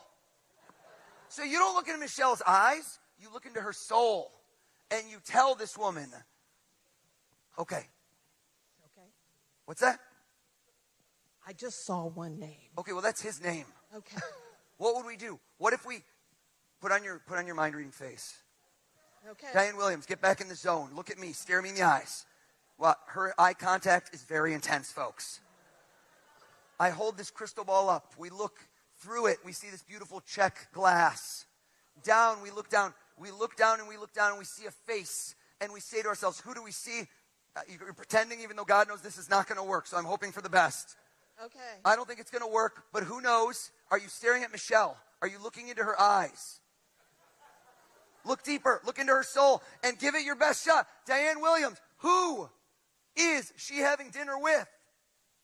Could it be JFK? Turn it around. Turn it around. Turn it around.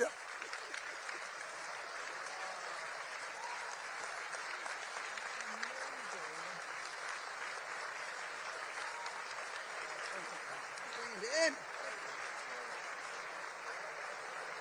That's unbelievable. Have a seat, have a seat.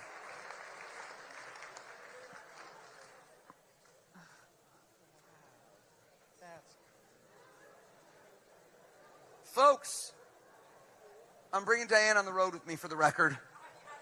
She's keeping the hat. Really quick, let's see at this juncture in the evening if anybody still has battery life. Grab out your phone. Go to your calculator. I just watched this man clear as day, clear his browser history. Please, go to your calculator. If there's a number, I don't want it. Get rid of it. Clear that number out. And I want to see nice, beautiful zeros out there. Do we have zeros? Hold them up, hold them up, hold them up. Let me see what we got. Okay. I need to see energy. I feed off of it. Who wants in? Who wants in right now? Who wants in? Who seems excited? One guy just looked at me and started flexing. I don't know why. Okay. Battery life, still in the green. You're doing pretty well there, sir. What is your name? Josh. Josh? Traditional spelling? Do you want to join me? Let's get him up here. Let's hear it for Josh, everybody. Josh, come on up. Come on up, partner. Let's bring you up. Josh, here's what I want you to do. I need to get somebody else in the mix. I want you to do two things. We're going to fact check this. You're going to be typing this in. One more partner in crime. Pick somebody out there for me to help me out. Who's it going to be? Dina. At your own table. Okay, so I like the nepotism here. He's like, let's just stick with my own table. Dina, do you have your phone as well? I do, yeah. Stand up. Dina has no cover. Just living dangerous over there. This trick is about to be called Apple Care. Dina, should we swap? Josh, come with me. Dina, I'm going to bring you in as well. Dina, since I didn't get to throw a Frisbee, are you have your calculator open? Yes. Please open it up. What do we have? Is this an amortization calculator? She's doing my mortgage calculations is what I'm seeing. Okay, I'm sorry. It's okay. I don't know what this one is. I can't do, this is like the buttons are too small. I can't see anything. I'm so sorry. I got to use someone else. because I can't see. Put the brightness up. Grab yours. This one's big, even though you're at 7% battery. I love it. Dina, give us a number, and we're going to go on stage. Come with me, Josh. Give us a number, and I want you to do this. I want you to give us a birthday. Come with me. You know what? Join me. Join me. We'll bring you up. Josh, you're going to be on deck. Josh, sit down. This gentleman, come with me. Oh, wait. I need you. Yeah.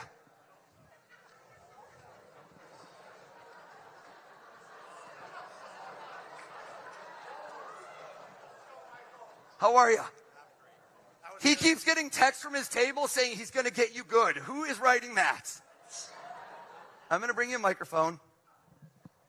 I'd like you to stand here. Dina and Josh, you each get to help me. Dina, tell me the birthday of somebody you care about deeply. So take a moment with it. Tell us the birthday of someone you care about deeply. Go ahead. August 17th. Pause. Whose birthday is that? My husband. Everyone go, oh, good choice. I don't want to touch anything. Put in 817, please. 8, slow. 817. Freeze right there. Okay. Have a seat. Thank you, Dina. In honor of Dina picking her spouse, which is a common choice, raise your hand if you are married as well. Okay, most of the room. I need to know why that woman just did this. Did anyone see that? That was a very strange reaction to a relatively binary question. That was a real-time Facebook status. It's complicated. Dina loved that joke. Let's go over to someone new that has not helped me yet. How about right over here? I'm going to go to the gentleman right next to Steve, who I loved earlier, who thought of Bora Bora. That was too obvious, Steve. Make it tough next time. Let's go to that gentleman in the green, who felt so slighted. What is your name? Arden. Arden? Arden. That's correct. Arden, quick. What's your wedding anniversary? May 26th. What was it? May 26th. Do times 526, but don't do equal yet. I'm doing the math. August 17th times May 26th. Kidding. I don't know.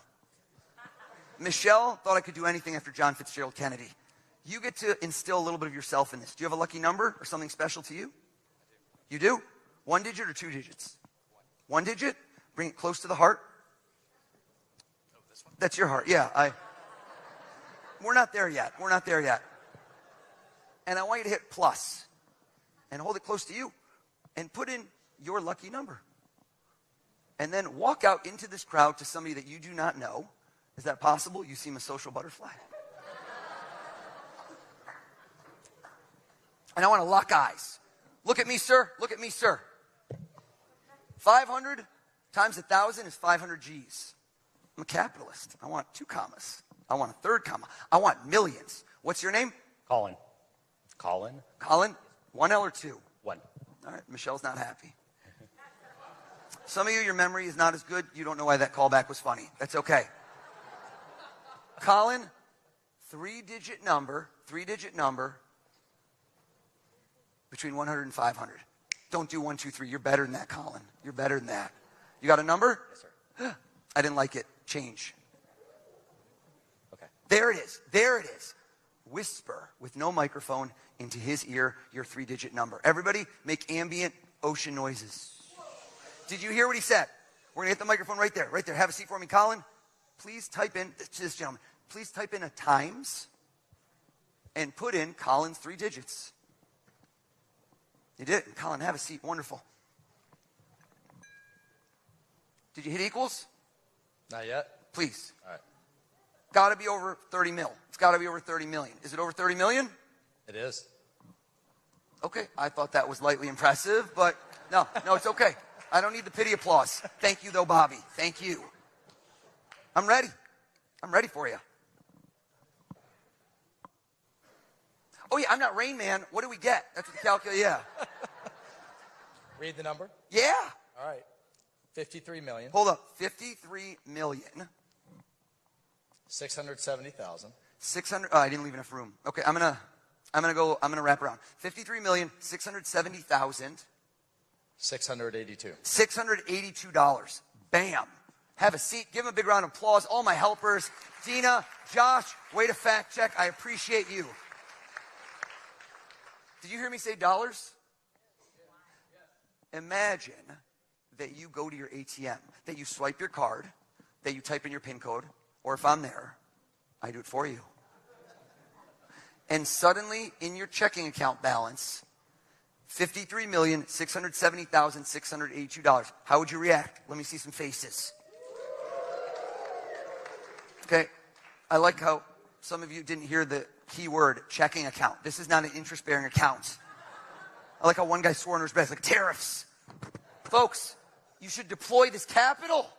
Like my man right over here, Todd Blanche, looked at me like that was low. Tom, what did he sign, Tom? Was it a 20, a 50, or a 100? We couldn't see. Tom is the guy next to him. What was it? A 20. It was a 20? Todd, are you still sitting on it? Yes. Todd, reach into the abyss. Stand up for me, please, sir. Todd, check the signature. Is this your bill that you took out of your pseudo money clip? Yes. You marked it, but so did the government of the greatest country on earth with an 8-digit serial number. Read us those digits one at a time, please. Switch to me, please. Switch to me, please. Switch to me, 1 digit at a time, please. 53670682.